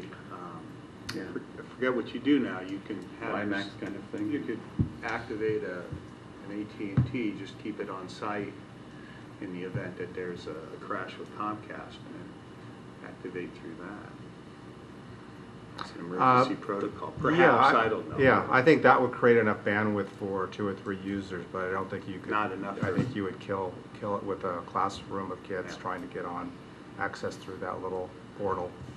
So a lot of the use of the new technology will not really require, or will it require heavy net access for basic functionality? So to use it in a classroom setting, obviously you'd want to access the World Wide Web for a lot of things, but for a lot of the basic learning tools, aren't those resident on our own servers? Or the software and things that are used in the classroom, and is everything dependent on the net? Does everything stop if if we become disconnected from the net? No, the technology still operates. I mean, you know, if you're streaming video off the web as part of your lesson plan, as opposed to capturing it and holding it and then getting rid of it. I mean, there's ways that you know, teachers can plan around most of it, because any video, like I said before, you can save directly to your hard drive, use it from there rather than from the stream, get rid of it afterwards so you're not just clogging up your hard drive. There's workarounds, but you know, we get used to just being able to go to YouTube and grab it and use it in the moment. That's my concern about whether, if we, again, does that help with our overall net usage to be able to buffer some of that and have a local storage, scratch storage for things like that? And is that coordinated in any way, or encouraged or discouraged, or what? Is there a policy or a process that anybody's thinking about in terms of that? Other than it could be, but have we thought about that? So is software up in the cloud, or is it resident? I can tell you as an educator, a lot of the publishing companies are cloud-based, and they license. Mm-hmm. Yeah. There are printed materials and such that you can generate and distribute, but a lot of the content is cloud-based. We've moved away from CD-ROM, purchasing CD-ROM and DVD technology. So, and all that's dead if we have a net outage. Can it be buffered locally? And do you know? Okay. You're right. That's good news. Sorry. It all costs money. One thing that the recent iZone report found is that the coastside really doesn't have high-speed options for connection. We utilize what we have. We could increase that just a bit more, but it's a factor of where we live to some extent. And then the other factor in any redundancy is just cost. So you weigh the cost and benefit. Again, I think for the most part, we're live and ready, and we've done a lot with upgrading our infrastructure, so we have better bandwidth. But it's a constant changing scenario, and we're always looking at what we can do. But again, it really would cost a lot more to do more. Might I suggest, if the board has a detailed interest in the web infrastructure and wanted to discuss this further, that potentially we could put it on an agenda item for future. You're asking. Yeah, I'd like to explore the feasibility of talking about it more. Maybe there isn't anything. I mean, I know we have limited funds. Anyway, my question is really about, we're putting in new infrastructure. Coincidentally, we've had 3 failures since we've done that. And well, 2 actually. We've had 2. They happen to be a week apart. I think you were here both days that those happened. Well, maybe we can discuss it when we get our technology plan report for what's happening this year. Yeah, good idea. Thank you, Fran. All right, Crystal, you are up next. We're going to receive the 2013-2014 first interim budget presentation.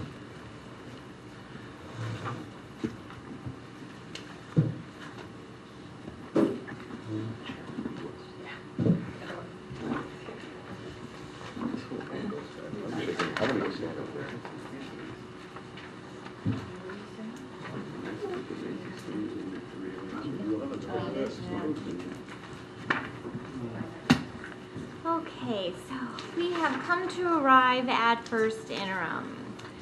The first interim is the status of the report of the financial health of the district as through October 31st. So at December 12th, this is financials based at the end of the day of October 31st. The interim reports must include a certification, positive certification, qualified, or negative. Positive is that the district will meet their financial obligations for the current fiscal and the 2 out fiscals. Qualified is that they will meet it for the current fiscal, following fiscal, but not the 3rd out. And a negative is that we will not meet our current financial obligations for either the present one or the 2 out years. I am happy to report that we currently carry a positive certification. Again, I shared this timeline with you back at on unaudited actuals. I think it's important for us to kind of keep aware of what we have going on in the financials throughout the year.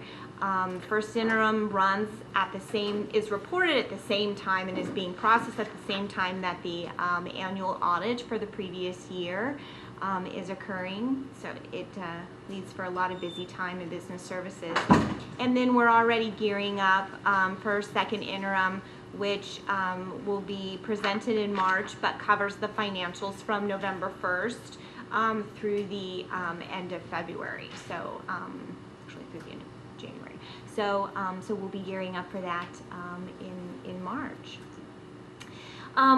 We are in the biggest change in school finance reform since the 1970s. I'm not really too familiar about what happened in the 1970s, but I can tell you I'm still pretty excited about where we're going. Proposition 13, Andy. Did you tell that? Not really sure about that. Did you vote for that? I've heard stories. Heard the stories. I lived through it. We're moving from revenue limit formula to what we are now referring to as LCFF, the local control funding formula. It eliminates most categorical funding. Let me turn my notes here. It eliminates most of the categorical funding, which is our EIA, some of our block grants that we haven't really been receiving because of our fair share of being a basic aid district. And then also eliminates a lot of the extra instructional monies for materials. A lot of the categoricals that are going to be absorbed into the local control funding formula, we won't really see those monies added back for a couple more years because we are in that, what they are referring to as the flipping stage, where we will flip from basic aid to the full LCFF funded for next year. Currently, well, in revenue limit, the rates were really more, the funding was more focused on the rates of the actual funding level and by ADA, so average daily attendance. Now it's more of a demographic profile of the students is where a lot of the additional monies come from, on top of what our normal base or what they're referring to as the floor funding model that each district receives. Do the school districts submit the demographic data? I'm sorry? How is the demographic data acquired by the state? It's required through all of our attendance and our free and reduced applications that we submit into the state software known as CalPads. So it is so essential that we have as many students as we can fill out the free and reduced applications, even if they know that they are not funded, that gathers data that's pulled off on there that's entered into the state software that could increase our funding. Another big change in the new funding formula is the class size reduction funds. The new formula is 24:1, which we currently already model at Cabrillo for our class size reduction program. I'm operating off of 2 mouses here. Can we say it changes them relative to, obviously we have parcel tax and we use for starting? Yes, so that kind of backfills what our class size reduction program is. So the state sees class size reduction as an actual, it's a funded program, but it's not fully funded at 24:1, and then we use the parcel tax money to backfill so that we can have, it's to backfill what the district would normally be paying if we were to operating for class size reduction. Opportunities with LCFF, overall the funding is more flexible compared to the revenue limit categorical system. I can tell you from my professional opinion, I do not feel yet that it is much more flexible. There is still a lot of reporting requirements, especially with the LCAP. There is going to be a lot of work in other areas. The EIA funds that were restricted are now unrestricted, yet we still have to account for how we spend those funds. So they're not, I guess they're flexible in how you spend them as long as they are going towards those students that the funding is meant to feed.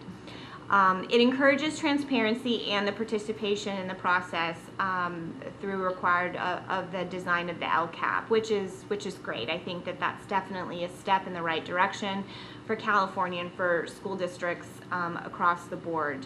It really just allows us to put everything out there for everyone to see.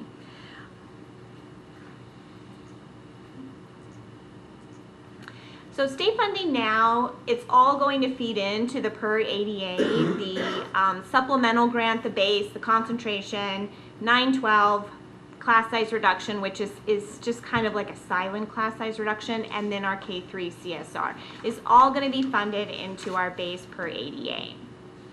So the per ADA is similar to the revenue limit that we had prior to LCFF, but again, I stress that that's just part of our base, that the majority of the funding comes from the demographic on top of what we will be receiving. And when you say dollar per ADA, that's the amount per student per year. What's our current?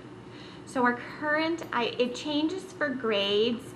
We are actually have a very low funding because under revenue limit, which is what we were last year, so this is our first attempt at LCFF, we were in the low 5,000s. So that continues into this year with our hold harmless, which I will also talk about. That's our funded ADA. That's our funded ADA. Not Guaranteed or whatever you call it. That's correct. At full implementation, this is this is what those ADA fundings will be. So this is in 20 years 20 and 21, so that's 8 years out, and this is also based on the current Prop 98 projections for the growth that they are estimating Prop 98 to be. So I mean, getting 8,200 is I wish I could have that now. It's hard for me to picture what things are going to cost eight years from now, just especially with all the new technology requirements and everything that we have. It may not be enough then too. So I actually believe that these numbers will continue to go up, and we'll probably see that adjust in about 3 years. The Target Instructional Improvement Block Grant, these are still in limbo for us. Because we were basic aid, these funds were swept. We didn't get any transportation dollars because they were swept. But now for 14-15, when we go to fully LCFF, I'm still waiting for the state to communicate through our county if we're going to be receiving those dollars back. Remind us of how much that was. It's going to be close to, I would say between, well, with the improvement block grant, I don't know, about 800K maybe together. I think it's a little less. I think it's about 700. Okay. Between the two. That's for all the add-ons you're talking about. That's for this right here. Yeah. Mainly, this is what I would love to see is homeschool is the largest part of it. Yeah, homeschool is definitely the biggest for us. So the major shifts with the local funding formula is this was before LCFF, and then this is after, so we can see kind of what has changed. The class size reduction is still there, but the funding level is far different. And I know that a lot of boards across the state are asking, well, what's the difference in the funding level? And I really urge us not to look at where we were in comparison to where we are now, because it is so different. Because in my mind, I want to say, okay, well, last year I got $800,000 for class size reduction, so I'm taking a cut this year. But they roll it all into what they call the hold harmless, and so basically it's a complete redistribution of what our funding level is. There is no new money. It actually looks like there's a little bit of less money, and it will look like that until the state can really figure out some of the way that the categoricals are going to work. Because the class size reduction, it used to be funded a certain amount per ADA, like all of the funding was under revenue limit, and now it's a percentage. So what does go unchanged is our financial audits, our compliance with Williams report, our SARCs, and the federal funding is, of course, outside of LCFF, which I actually want to say that I just read an article with the feds hopefully passing that budget that the sequestration will go away, and we possibly could get that 5% back that we've been budgeting for our federal programs. So that would be a good thing. So we have a long way to go in 8 years. You know, this slide is actually put out through, I believe, CSBA. It's on school services as well. I think it's very exaggerated. It's going to depend what these numbers are over here, but I mean, we have a long way to go. If we're, you know, and it shows that on a couple of slides that we looked at a little bit ago, if we are at 5,000 right now and we're going all the way up to 9,000, you know, in 8 years, that's going to be hopefully a significant amount of funding for us eventually. But you're saying that you believe it's exaggerated to get to that 95? Well, I'm trying to be positive, you know, like when we were delivering some of our parcel tax, you know, presentations, it's going to take an independent act each year to approve that additional funding. Sure. So I'm hoping that you know, California will still continue to rise out of this economic downturn, and they'll be able to fund us, if not more, because we, you know, with Common Core and everything else, we definitely got a lot going on right now. Yeah. So our gap and our target. This chart is actually taken from FCMAT, which is the Fiscal Crisis Management Team of California. And they created a calculator for all school districts to figure out what our funding level will be with the local control funding formula. So with this year, this is last year. So this year is based off of our hold harmless of last year. So this beige-ish yellow is what I call our floor funding, or our base. And then the purple is our categoricals, which remain the same here. But as you can see, the decrease here, because what used to be part of a categorical here was the class size reduction, the EIA, and I don't think they include the EPA in this. So you can see that this funding, that the base is stayed the same because of the hold harmless, but the categorical funding has gone down. The light pink is the property tax. So we see that in 12-13. We see that in 13-14. It disappears once we turn into LCFF. So because the county is what they call like a negative ERAF, and this was something I just learned because we're basic aid, and because most of the districts in San Mateo County are basic aid, we don't keep any of our property taxes except for our parcel tax money. So once we do that flip to LCFF, then we don't receive any property tax. And then the maroon piece is the gap funding as we continue to reach toward that 8-year goal that we have. So we get a little bit this year, we get more next year. This looks to be about the same. it's a difference between this year and next year. It's about 326,000, but between these 2 years, it's only 26. So we kind of start to level out, and then I believe that we'll start to see some growth after that. So how this relates actually to us, you can see that our excess property tax here, and then we have no property tax for 14-15. And this is our gap funding for current year. So this was revenue limit, which we were basic aid, but under that funding model to the LCFF funding model for the next 3 years, our current year and then our 2 out years. So our base entitlement is a little higher in 13-14, but then in 14-15 and 15-16, we're not really growing from 13-14 like a lot of other school districts. So our alligator chart that we've seen, we're kind of more clean than of some of the others. Why do other districts grow? I mean, I know now with its property tax. For us, it's a little different. And what's unfortunate is that with LCFF and this transition from revenue limit to LCFF, the state really didn't take districts like us into consideration because we are what they call a flip-flopping.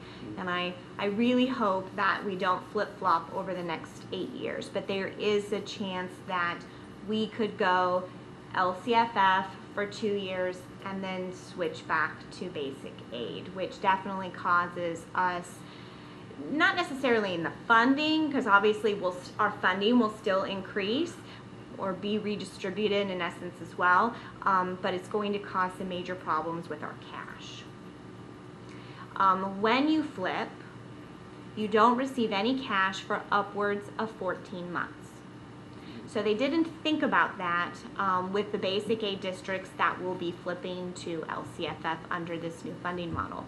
The tax department, the tax treasury, and then the treasury at the state level, they weren't communicating as far as when they issue our apportionments and what we're going to be getting monthly.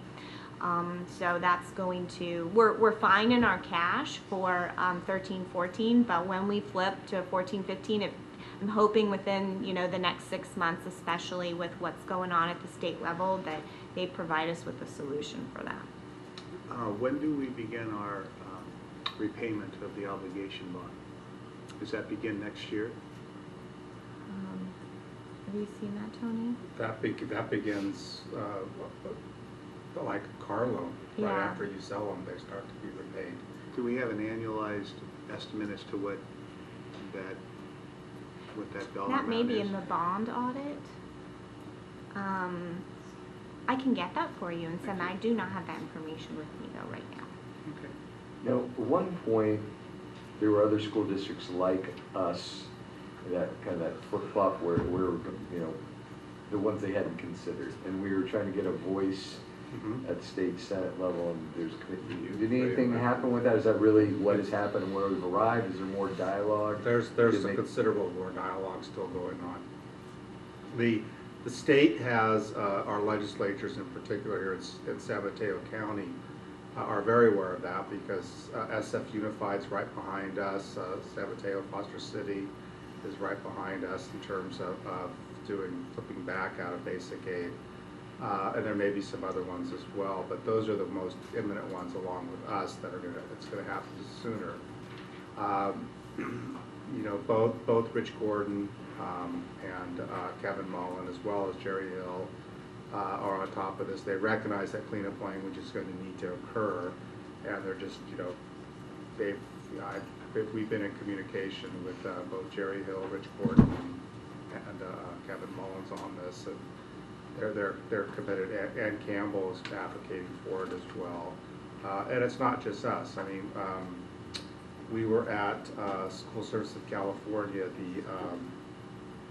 the basic aid subgroup that meets out of that organization, and their projection was that as many as 70% of basic aid districts in the state over this 8-year period will go to LCFF. Because, I mean, you know, the Palo Alto, never. Beverly Hills, never. But, you know, for a lot of districts that have been basic aid for quite some time, maybe 10, 15 years, you know, adding those categorical funds to those revenue limits just, you know, it creates a much higher threshold, and the property taxes are eventually going to catch up with them when you get to those big numbers in terms of eventual funding under the LCFF. I mean, it is more money, but it's sort of a shell game, you know, in terms of taking the categoricals and combining everything. It looks like a lot more, but it's, you know, the categoricals go away.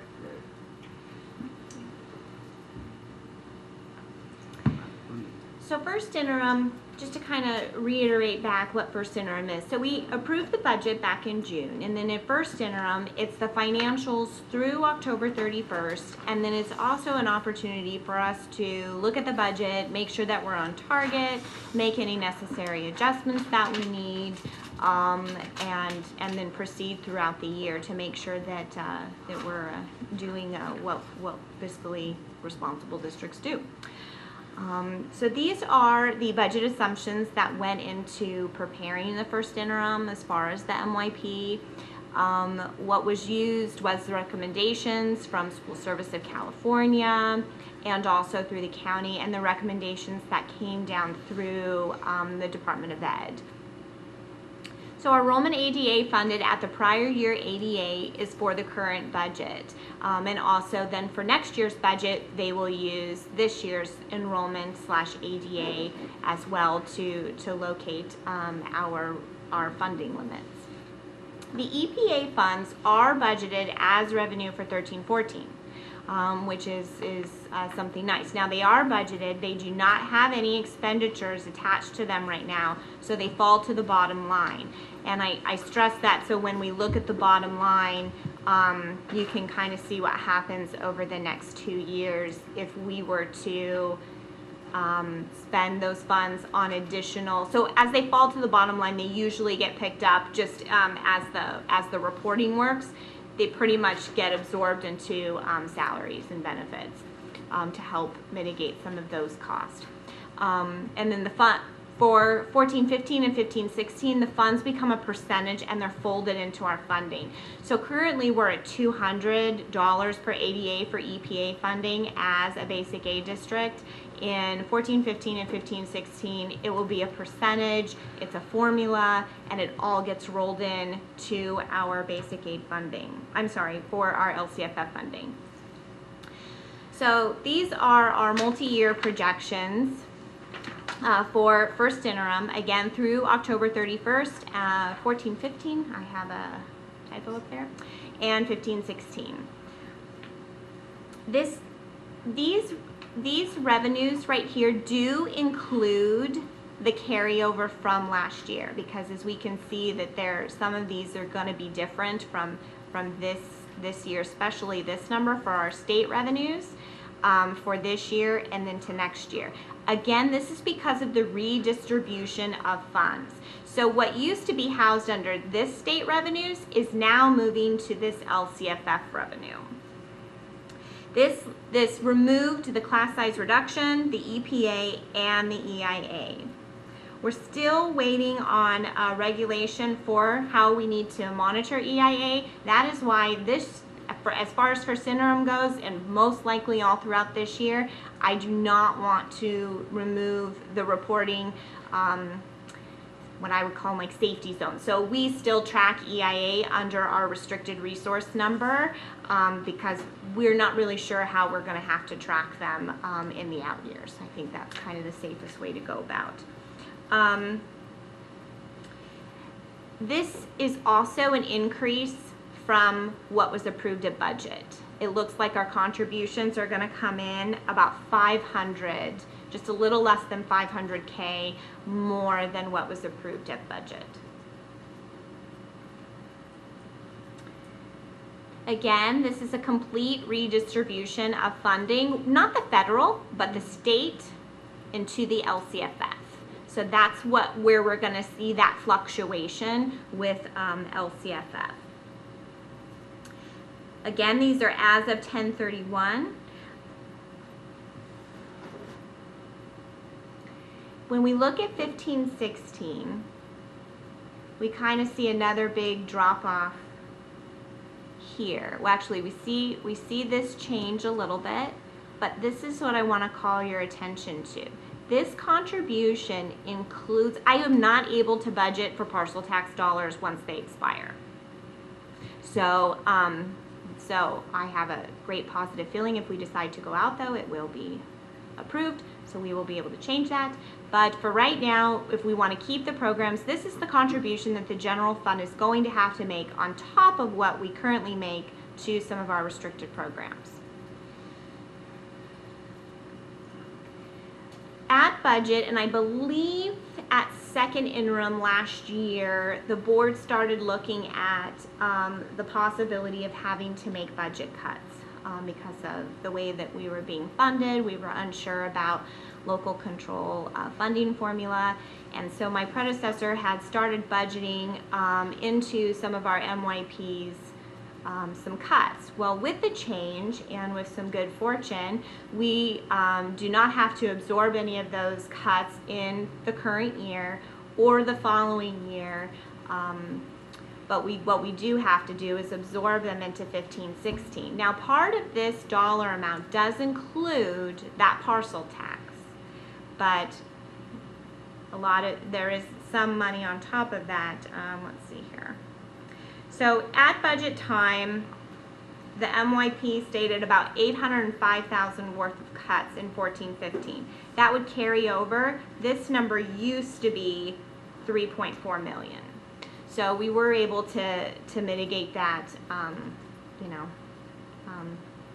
quite a bit actually, to get it down to 2.1. This also includes the parcel tax, so we do not, if this would go down as well if once that parcel tax is passed, to maintain our positive certification.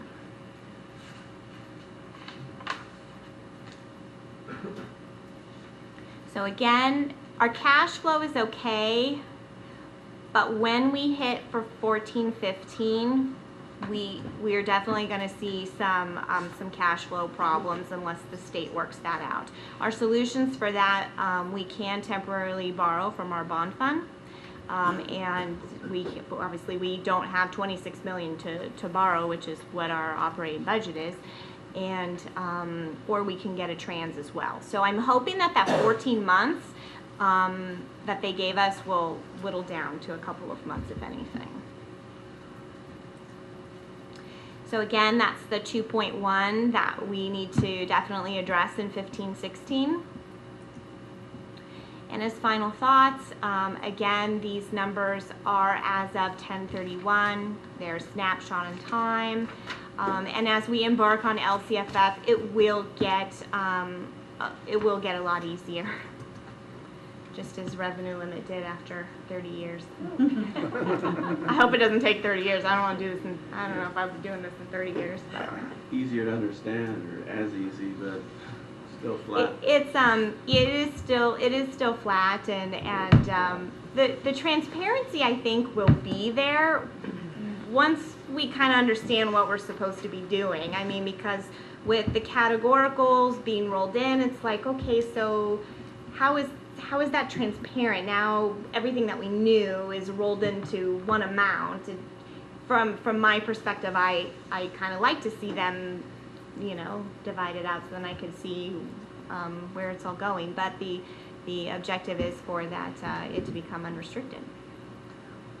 And it's important to understand, LCFF is not new funding or more funding for California schools.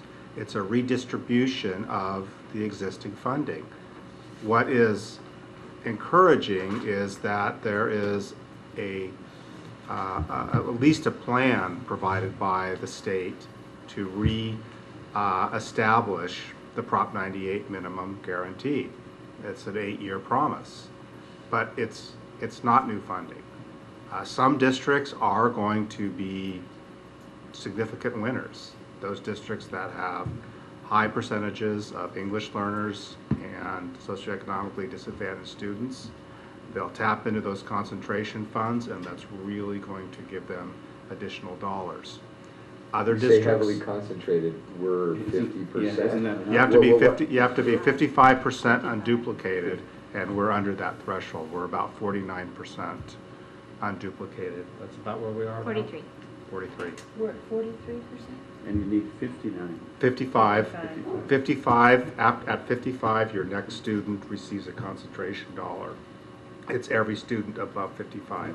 We will receive the supplemental for all of those, but the concentration is you know, there are districts out there that are, you know, 90, 95%, and they're going to receive, you know, they already are. They already are this year.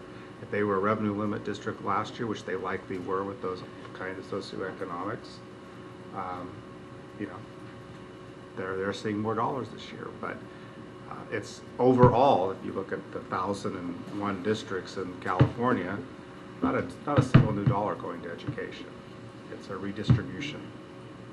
So temper expectations. On that light, uplifting note. Thank you, Crystal. Appreciate it. Thanks. All right. All right, we are going to go to what is now 12E. Receive information related to the County of San Mateo's efforts to improve coastside trail systems. I know Nicholas Calderon is here from Supervisor Horsley's office, waiting patiently. Thank you, sir. Welcome. Of course, thank you for allowing me to speak. And once again, I am back talking about trails. I know, every time. Hopefully this time it will end a little bit better than the last time. Last time I was here, I was talking to you guys about an opportunity for a Safe Route to School grant in Montero. This time I'm here talking about an opportunity for a trail in Miramar and El Granada, and this would be the Parallel Trail. So the Parallel Trail is a conceptual trail in the Mid-Coast. It is comparative to the Naomi Patrick's Trail here in Half Moon Bay. So it would run alongside Highway 1. It'd be a separate trail though, and it would be for bike and pedestrians. And this trail would go from Montero all the way down to the city-county line in Miramar, and it would then connect to the Naomi Patrick's Trail. The county's looking to start the planning and permitting for our first segment, which is the one that I'm here to discuss today, and that is from Murata Road to Coronado Street in El Granada. And so what I'm here tonight to ask for is a letter of support from the Cabrillo Unified School District. I've had the opportunity to speak with the El Granada PTO. My understanding is they have not made a decision on this yet. They asked very good questions, and the one that really stuck out in my mind was the question about safety. And actually, the principal had asked that, and the question was around how do we make sure that essentially how do we make sure kids are going to be safe while they're using this trail, and how do we protect them from anything that may happen. And my response at the time was that we would work with the sheriff's office, we'd work with the CHP, and we'd also like to work with the school and the school district to make sure that all children using the trail are safe. And that's the answer that I would provide today as well.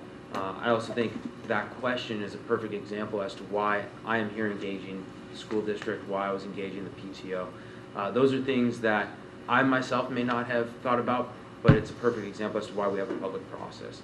Make sure that every stakeholder group is considered, and that those considerations are implemented to the best of our abilities. So I'm here tonight to ask for a letter of support. One of the things that, one of the features we'd like to implement in this trail is a path. So as this trail would run along Highway 1 past the El Granada School, we would like to put a path connecting the trail to the school. So it makes for easy access for the students, for the faculty using it. It makes it convenient for them, and it makes it a more desirable option. So that's one of the things that we would like to do. I know, I'm sure there are other features that you guys may think of, other ideas you guys may have, and that's why we would like to engage you guys, and when the time comes, if we do receive this grant, make sure you guys are included throughout the entire public process. You know, I'm here explaining to you guys the benefits that it would provide to the kids, but this is not just a trail that would benefit the kids, it would benefit the entire community. Not just kids and parents would use it, but residents would be able to use it. You'd be able to ride your bike to Half Moon Bay.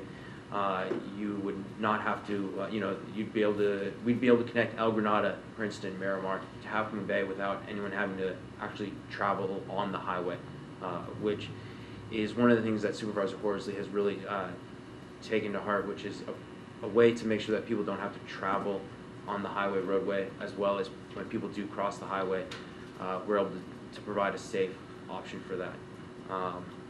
So that's what we're doing. That's why I'm here right now. The grant is due in the middle of January. I believe it's January 17th, and we'll be going for $500,000 to do the planning, environmental review, the design, and the permitting for this segment. Once again, that's city-county lines of Murata Road to Coronado Street.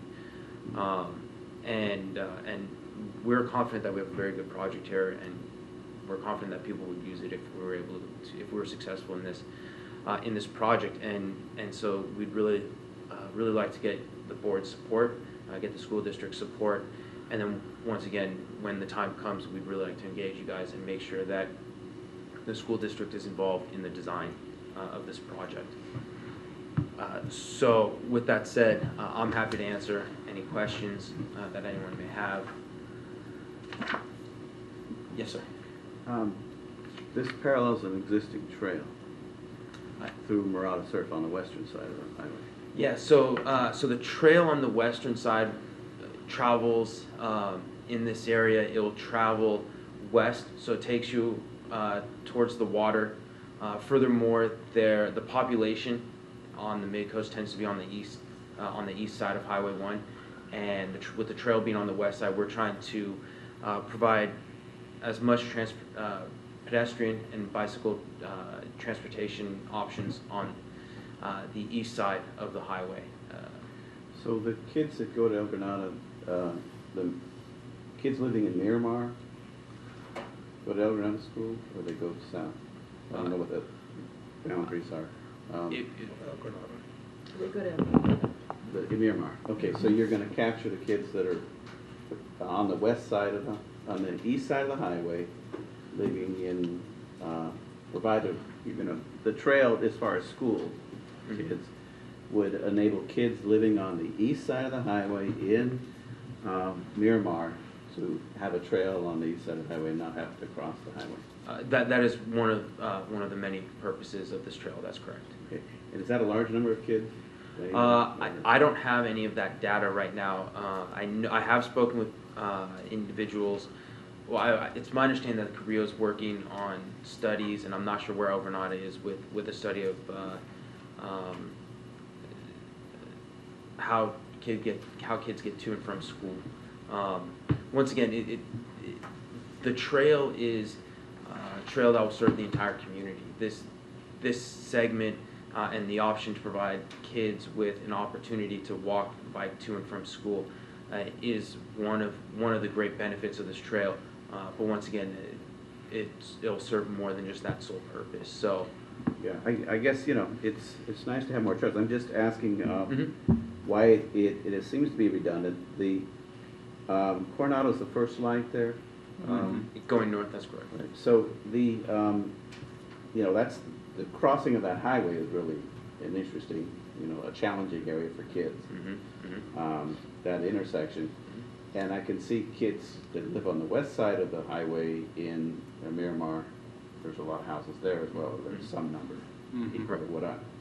They would have to cross that highway in order to get to El Granada. Absolutely. And so this other trail, this shortcut into the El Granada school wouldn't help them. So, great question. So Half Moon Bay, based on conversations I've had, Half Moon Bay is right now looking at putting a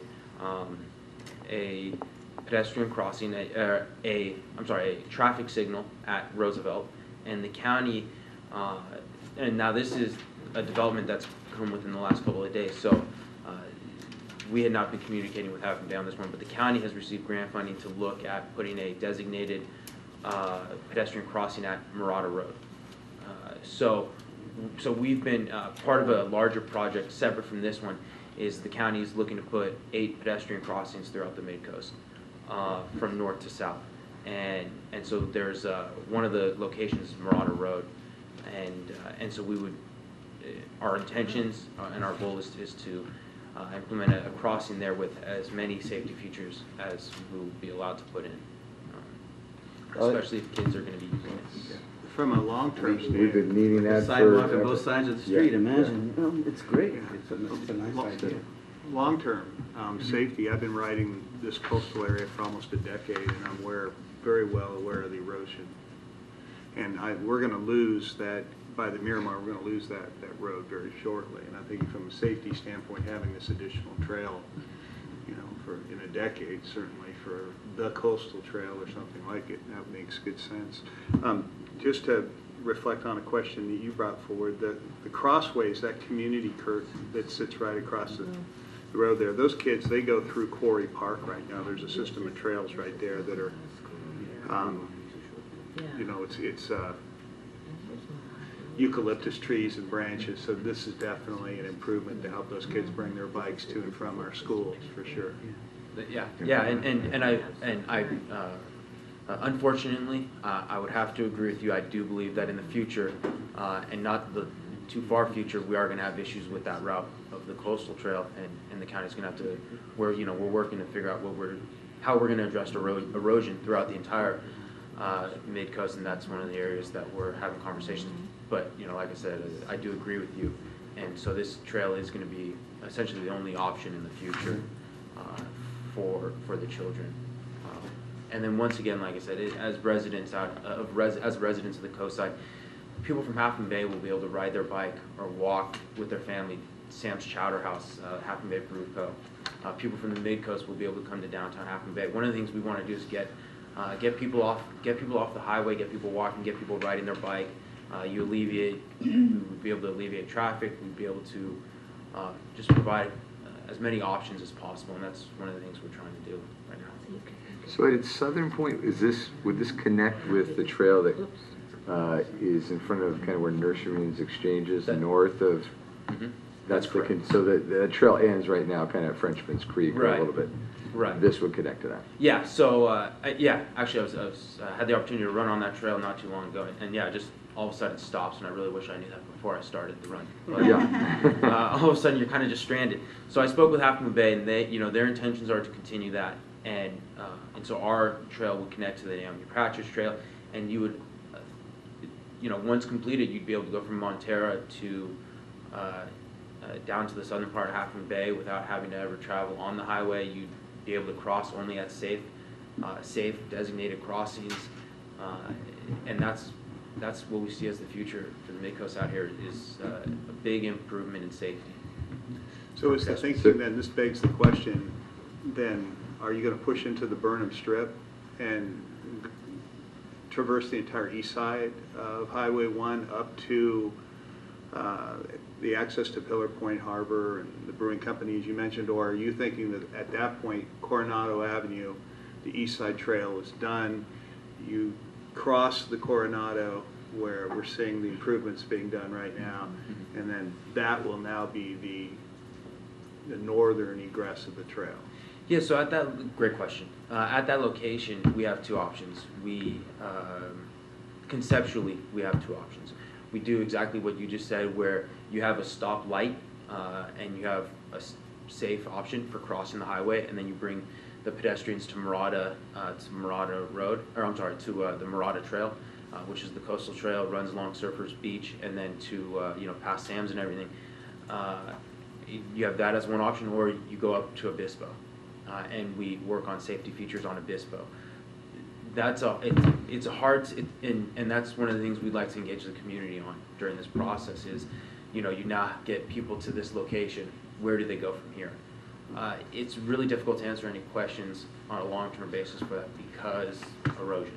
Right now the county's working with Half Moon Bay, we're working with Caltrans, Coastal Commission to do some projects to prevent further erosion for Highway 1's embankment, which is a whole nother can of worms, but it's another top priority, which is how do we make sure Highway 1 doesn't collapse, and at the same time, how do we construct a new segment of the coastal trail there? And so we're working on that right now, but you know, long term, I don't know if that's going to be the best option, and so we have to figure out what do we do at that point. But once again, that's something that we would discuss during the public process. Well, is your plan to keep then, I mean, that's the worst section, if you ride or try to use the existing coastal trail up there, that whole Surfers Beach section is a minefield.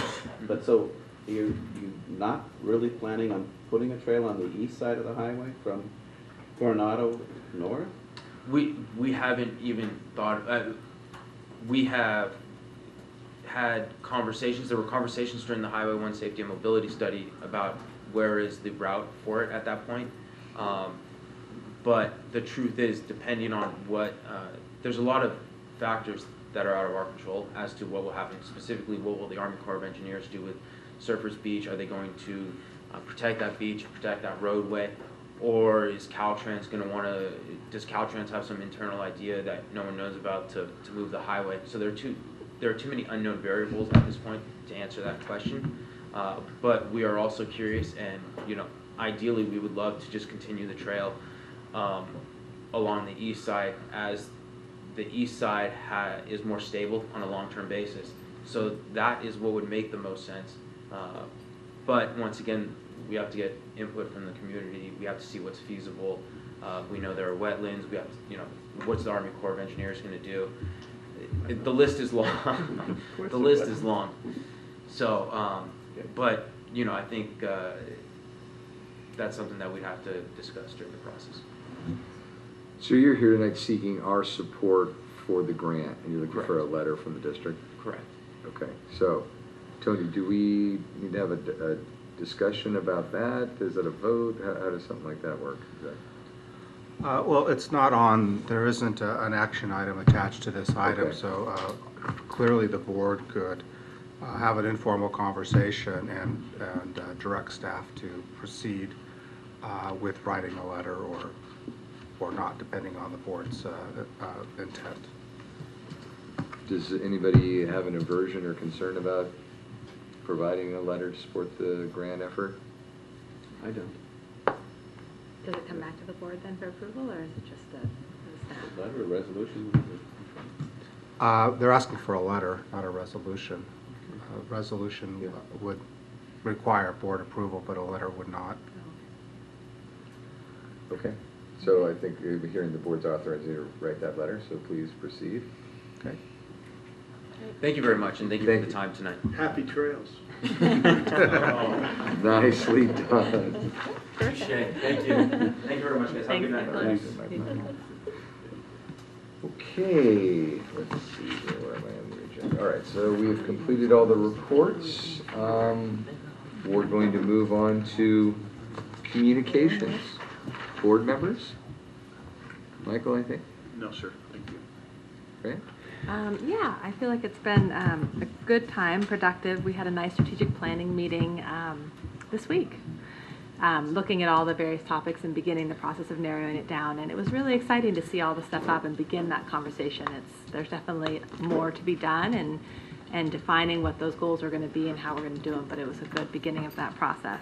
And I appreciate PCG for being willing to come back and help facilitate part of that. We're moving forward with parcel tax, trying to figure out people who want to get involved in the campaign and moving forward. And I think still positive reception from most people that you just kind of talked to casually. Met with someone from the Mothers Club today, and people are interested in getting involved. And so that's what we need. So that's good. I had a great visit to Pilarcitos this month. It was really fun to talk to Raj and kind of see his vision for the school. I'm really excited about the garden potential and program that might go with it, and to meet different students and see the different classes that they are attending. And I got to do some of their PE with them, playing some ping pong and foosball, which I suck at, both of them, but it was still quite fun. Definitely recognizing their need for more outdoor activity, which their new facility would give them. I also had a lovely visit with Jim at Hatch. and speaking with him just as I had with all the principals last year since he was a new one this year, and then went around to several classrooms, and that was quite fun as well. And so yeah, I'm excited to continue visiting the different schools. Maybe you and I can head to Cunha together sometime, and I'd like to come back up to the high school and hang out with the leadership class again maybe sometime and do another visit as well. So yeah, that's all. Thank you. Okay. Yeah, last week I'd like to report that Freya, Tony, and I met with the parents that spoke to us about the busing issue from last month. We met with two gentlemen that were both speakers at the podium concerned about busing their children to school. It was about an hour-long meeting. We've set up another one for the end of January, and it was very informative, sharing lots of ideas, and quite an education for those two about how school budgets work. And we hope that we didn't burst their balloon, but it was pretty dour information as far as where does busing money come from. So we're going to do a few things between now and the end of January and move forward on that. And they're very eager to work with the district and see what else we could come up with. But we did meet with that contingency. He and the Mothers Club are going to do a few things at the state level, seeing what they can do. Try to track in some grant money. Is that kind of Grant basic money, concept? who can they rattle at that point about busing? Yeah. So, Thanks for doing it. yeah, and I also attended the high school winter concert. My colleague, Mr. Reamer, was there, and it was a wonderful, Allison was there, wonderful concert of singing, musical performances, and they are just so very talented. Stage presence, and we need a new piano for up there. We've talked about They that. have an oak piano they can have. You want to get away with it. But quite a number of students. There was the jazz band in their black shirts, and then the wind ensemble. The wind in their white shirts, and it was just a wonderful, if anybody ever has the opportunity to attend, a wonderful performance. So that was good. I agree. I also heard the Cunha band play for the board here on Wednesday. Mostly 7th graders, a few 6th graders, and they were quite good. So I could see them going up to the high school and becoming participants there. That was good. That's all. Thanks, Dave. We're sure counting on that, that's for sure. I want, first of all, to thank Freya for her stewardship of the board for the last year. Absolutely. Very strong work, and all the extra hours you put in on all the different things and campaigns and trying to go out and fight the state for those extra $10 or whatever it's going to get us. I don't know. I appreciate your effort though in taking the time to do that. That's fabulous. And congratulations to Rob as the president-elect. Thank you. And our vice president. See the board reorganize every year, I think, is a very healthy thing. And I'm thrilled to see it, and I hope everybody's happy in their new chairs or their new nameplates. That's good. The other thing is right now is a matching campaign for the Cabrillo Education Foundation, and I know our audience maybe said this a lot earlier. Between now and the 31st, this is the time to donate if you are so inclined, and I hope you are. They're trying to grow the endowment. And of course, they're supporting a lot of activities in the schools that I think are very important, including some of the new courses we're talking about will potentially be supported. So this is a great time to donate now. Between the 31st, your dollars are matched 1-to-1. So please consider that. And it'd be great if everybody on our board donated something, so we could say we were unified in that. I would be thrilled for that to be the case. The winter concert was fantastic and well done, and the sight of the piano on stage in a bright light was saddening. It sounds pretty good, but it sure looks terrible. Can't have it all, I guess. I just wanted to thank the teachers and the site managers. Is there none left? Oh, well. Right there. Hey, thanks for staying around. The hanging in there award, Joy. Joy. The work you do and that your staff does for our students. It's much appreciated. And And I hope everybody's ready for some time off on the holiday. I know I am. That's all I have to say. Thank you all again for all your hard work, and it'll be an interesting year around. Indeed, indeed. I just have a quick comment. Been the last month's been about doing education around the parcel tax issue, and was today at the site council. Allison was kind enough to invite me for the high school today, and I just want to remind the public, after hearing Tony's comments about there is no new money, and seeing the interims that were that Crystal put up there, I just would remind the public that the parcel tax is critical, and I'd urge people to get involved, get educated, communicate with their neighbors, but we need everybody to get involved if we're going to pass this this renewal. So thanks for everybody who's thinking about that or already involved. So that's it for me, besides again thanking you, Fred. You did a fantastic job. Big shoes. All right, I saw Brenda had already taken off, so there'll be no student board member. Did you have her? I have it. Oh, you do? Oh. I could read it, or in the interest of time, we could put it in the minutes. What would you prefer? In the interest of time. I second Kate. Oh, did I speak out of turn? No, that's good. No, you were fine. You're here. I support that as well. Yeah. Okay. Dr. Rohr. Yes, I won't go over the strategic plan efforts that we had the other night. Freya did a nice job with that. I would add that in addition to the meeting with the steering committee, that last night Lala Lopez, principal at Cunha, and Steve Cutno, our consultant from Public Consulting Group, held 2 meetings with our Hispanic community. The first was at Moonridge. We had about 35 individuals participate, and the meeting was held in Spanish. Lala facilitated that and did an excellent job. And then Steve and Lala went over to Cunha, and where they engaged 75 ESL adult students and ran through a process with them and gathered more data and information, which is now being transcribed and then translated to English. And once available, we'll send it off to PCG to be included in our final report. I too had the opportunity to enjoy much of the winter concert last night. I have a cold that's growing on me, and so I didn't make it to the end.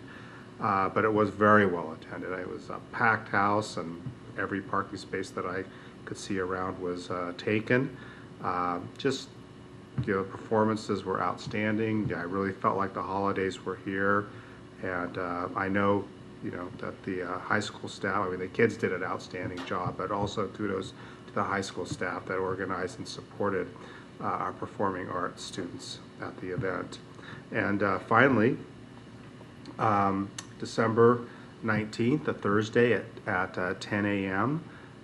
Is the mid-year graduation ceremony for Pelorcitos High School in this very room, if anyone would like to join us.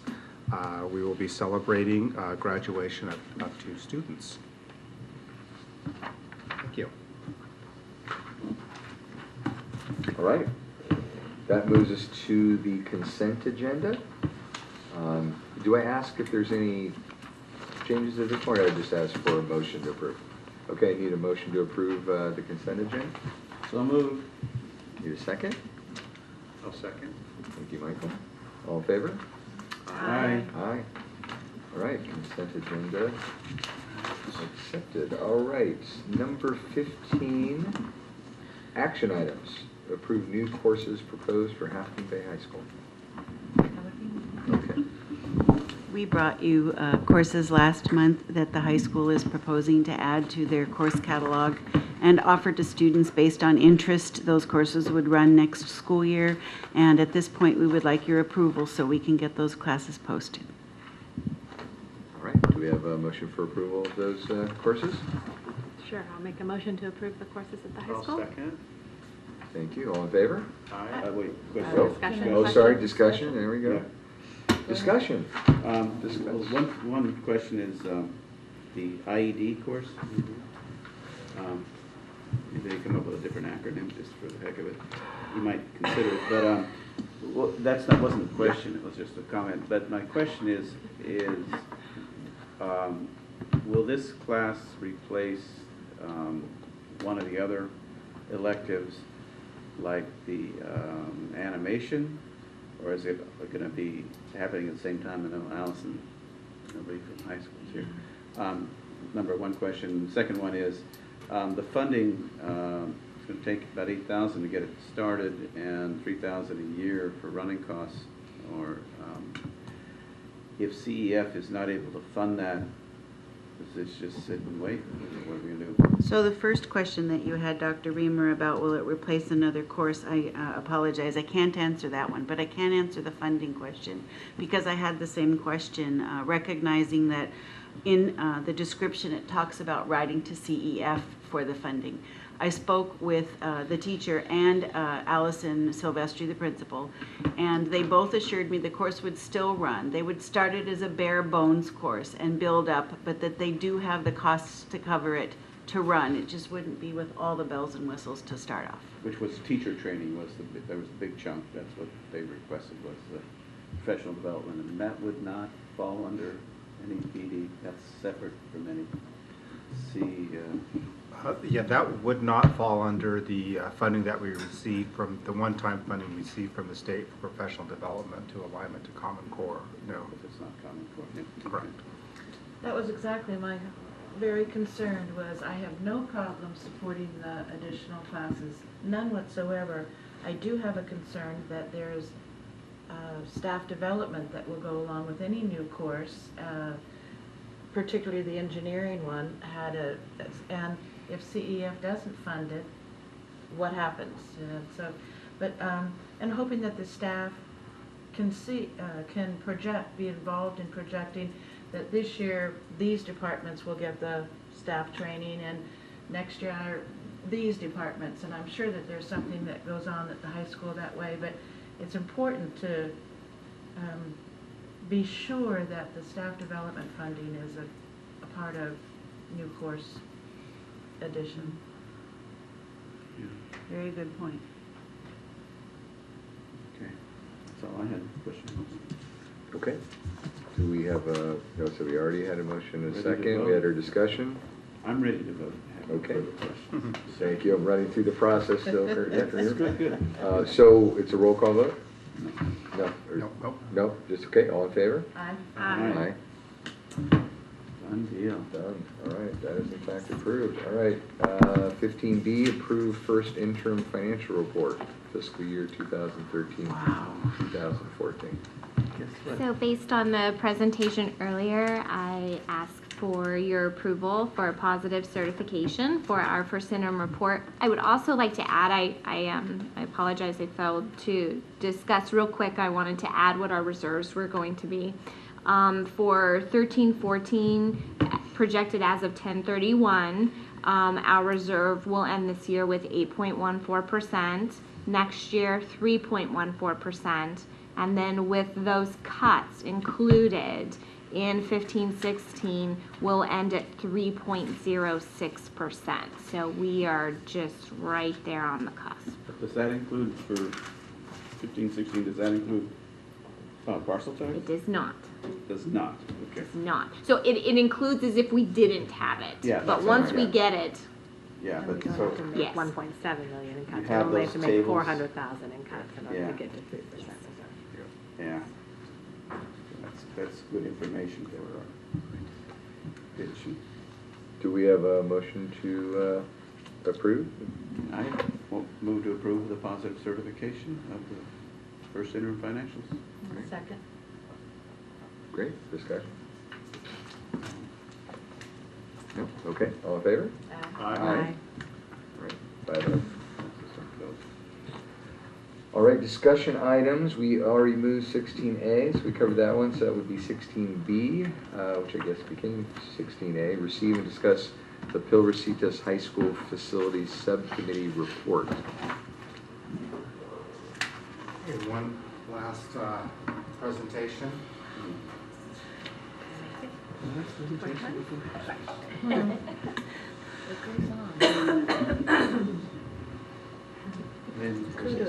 in the audience. Yeah. Why don't we talk about something at Fairlawn? We have somebody Yay, representing joy. for something technology to honor the audience. Standing Earlier this year, the governing board directed staff to reconvene the Measure S to reconvene a subcommittee of the Measure S Facility Bond Steering Committee to study issues regarding related to Pilarcitos High School. And we're ready to report to the governing board this month. As background, the reason for the convening of this subcommittee were based on two issues. First was the designation of the district office complex site as surplus property in June of 2012. Secondly, and subsequently, the district learned that we needed to vacate the current Pilarcitos High School buildings by September 30th of 2015. So the governing board asked the subcommittee to explore both temporary and permanent options for the location of Pilarcitos High School. The subcommittee consisted again of members from the Measure S Steering Committee. 9 members participated in 4 meetings from August 20th through September 30th. An analysis of current student rosters at Pilarcitos found that most of them resided within Half Moon Bay. And also many students rely on public transportation, Samtrans, to get to school and back. And so the committee recognized that locating the high school at a central Half Moon Bay location was determined to be necessary.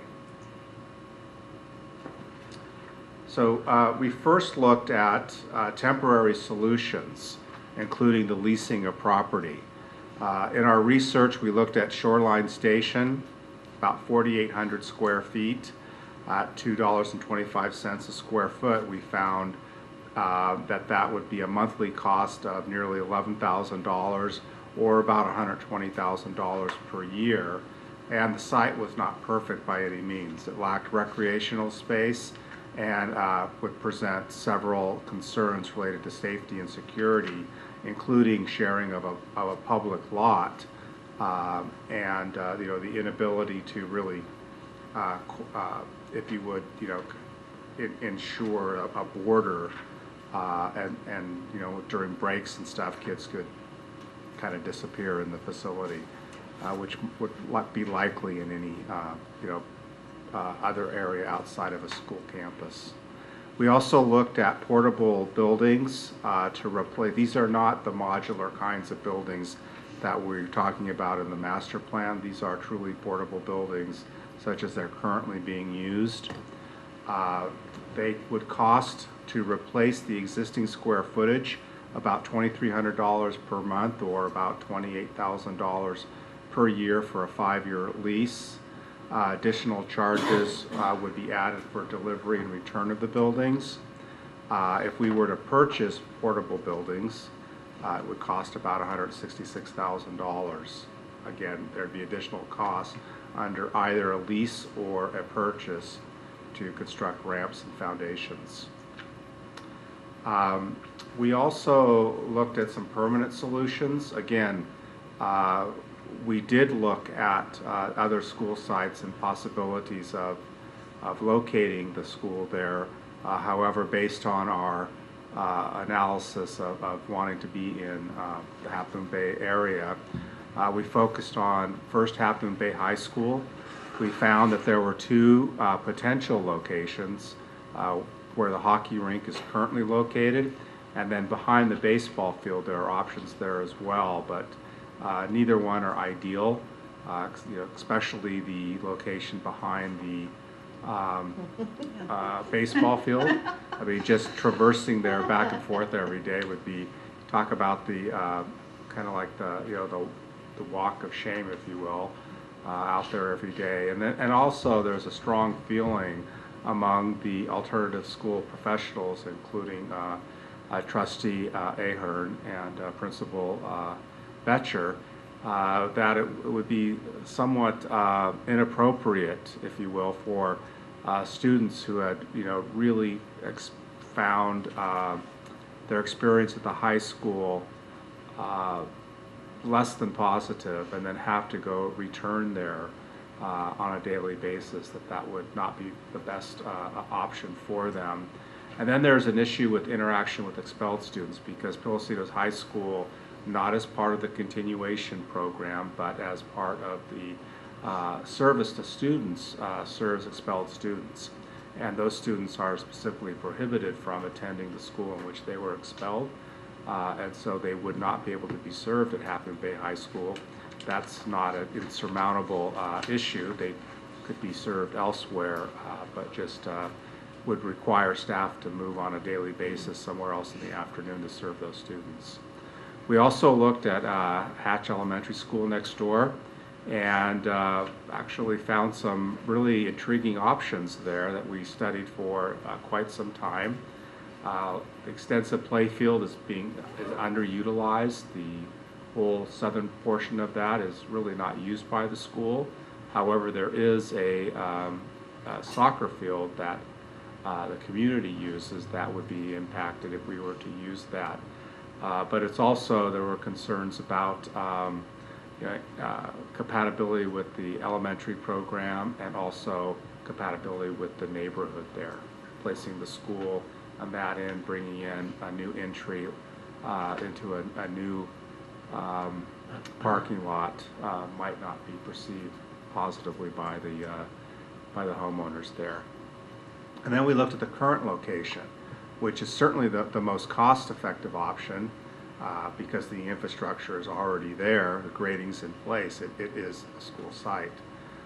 It does not displace any current usage, and obviously is compatible with the day-to-day business here in the district office and corporation yard. So having looked at all this information, and the subcommittee is now recommending to the governing board a permanent solution for Pilocitos High School. The subcommittee recommends that the structures be consistent with the construction standards outlined in the board-adopted facility master plan. Temporary solutions would require additional costs and would likely not result in facilities that adequately meet the desired programming at the school. The subcommittee finally recommends the current location as the best suited and most cost-effective long-term solution. And what I didn't really talk about until this moment is that, you know, another issue that the committee looked at was an appraisal on this property, and that information is really not public, and I'm not interested in getting the specifics of that, but let's just say that that appraisal information is also pertinent to the committee's recommendation, and that this property may not hold the promise that might have once been thought. So those are the recommendations. This is a discussion item, so we're looking for the governing board to provide direction to staff on how to proceed with housing of Pilocitos. You gotta make your motion. Just, what's that? You gotta make the past and motion. Oh, And we did have a couple of images drawn up here I doubt it. that we can share with the community. As part of our work with modernizing Hatch, we're looking at situations to improve traffic flow through the parking lot. And our initial idea was to bring traffic out behind the district complex on what is now a walking trail, of course with sidewalks, and you know, make it a safe, absolutely safe, to improve traffic flow there. And you can see the new positioning of the new school there, as well as, that's up in this corner right here. Around my little laser pointer, there's the school right there, the new flow out, one-way directional And then over here, we have the disappearance of the haunted house, the raccoon house, and the location for the new Pilocitos garden. And there's a basketball court up there too. Yeah. And then we have a new idea that we really don't know is going to work or not. In the prior slide, you know, the flow coming out right here, and then a stop sign right here, I've been thinking is going to create potential traffic mess with, you know, people coming out and then having to have that stop, and it could back up. So I was wondering, would it be possible to essentially create a four-way stop instead of a three-way stop, and with a pathway through the district office complex. And this is kind of nice because it creates its own individual campus, if you will, kind of isolated, not isolated in a bad way, but isolated as its own campus. It would have an impact on you know, our busing. They would lose the ability to come through here and go around. But you know, it's just a concept right now. There'd have to be a lot more determination and actual measurement to determine if that would work. The school has been pushed back to our property line, and that trail has completely disappeared, but there is a sidewalk on both sides of the new route out that would be available to the community to use. And then there would be fencing to, you know, we could fence off the complex so that there wouldn't be entry into there in off hours. But how do the buses go in there now? They go, is it counterclockwise around the barn? Yeah, they come in here, they go counterclockwise, and they come in and park. Yeah. And I suppose you could do that with a gate over here or something, but they could come in. The idea here is they would come in right there, come in here, do a three-point turn, and then come back and park in this area where they already do, where they could park back here. There's lots of room back there. That certainly is intriguing, considering that stop sign where it comes, where the trail is now. Yeah. I mean, it's probably 40 feet, and there's another stop sign right there. Exactly. That doesn't seem like it's going to work traffic-wise. That's why we went for this kind of a concept. Can I get a quick motion to extend beyond 10 o'clock from one of my fellow board members? I'll make that motion, please. Seconded. All right, all in favor? Aye. All right, now we can speak freely. With protest. Tony, both of them show that coming in from Miramontes into the Hatch parking lot is sort of a one-way, and you cannot exit onto Miramontes making a left turn. Is Correct. it only going to be exiting throughout to Cali? Well, this is again just a conceptual but- drawing, but that's something we'd have to make a decision about. But that's what it's showing right now, is that you would not be able to Go back down go to back. Miramontes? Exactly. Because some traffic will go back into that neighborhood. I agree. Yeah. And it Yeah. seems You're funny, gonna have and then to, on 'cause that Kelly, it's only a street's gonna stay right-hand both turn. ways. No, it isn't. Yeah. If it takes If a four-way you- stop, you can go left. If you do this, you could Oh. turn right or left because you'd be at a stop sign. But if you came out the other way here, you should only be able to turn right. That's another reason why it's Okay, but that's just a point that we'll consider at some. absolutely, future date. it'll go to actual design. I know there's a lot of advocacy to allow a lane to actually exit back onto Miramontes here.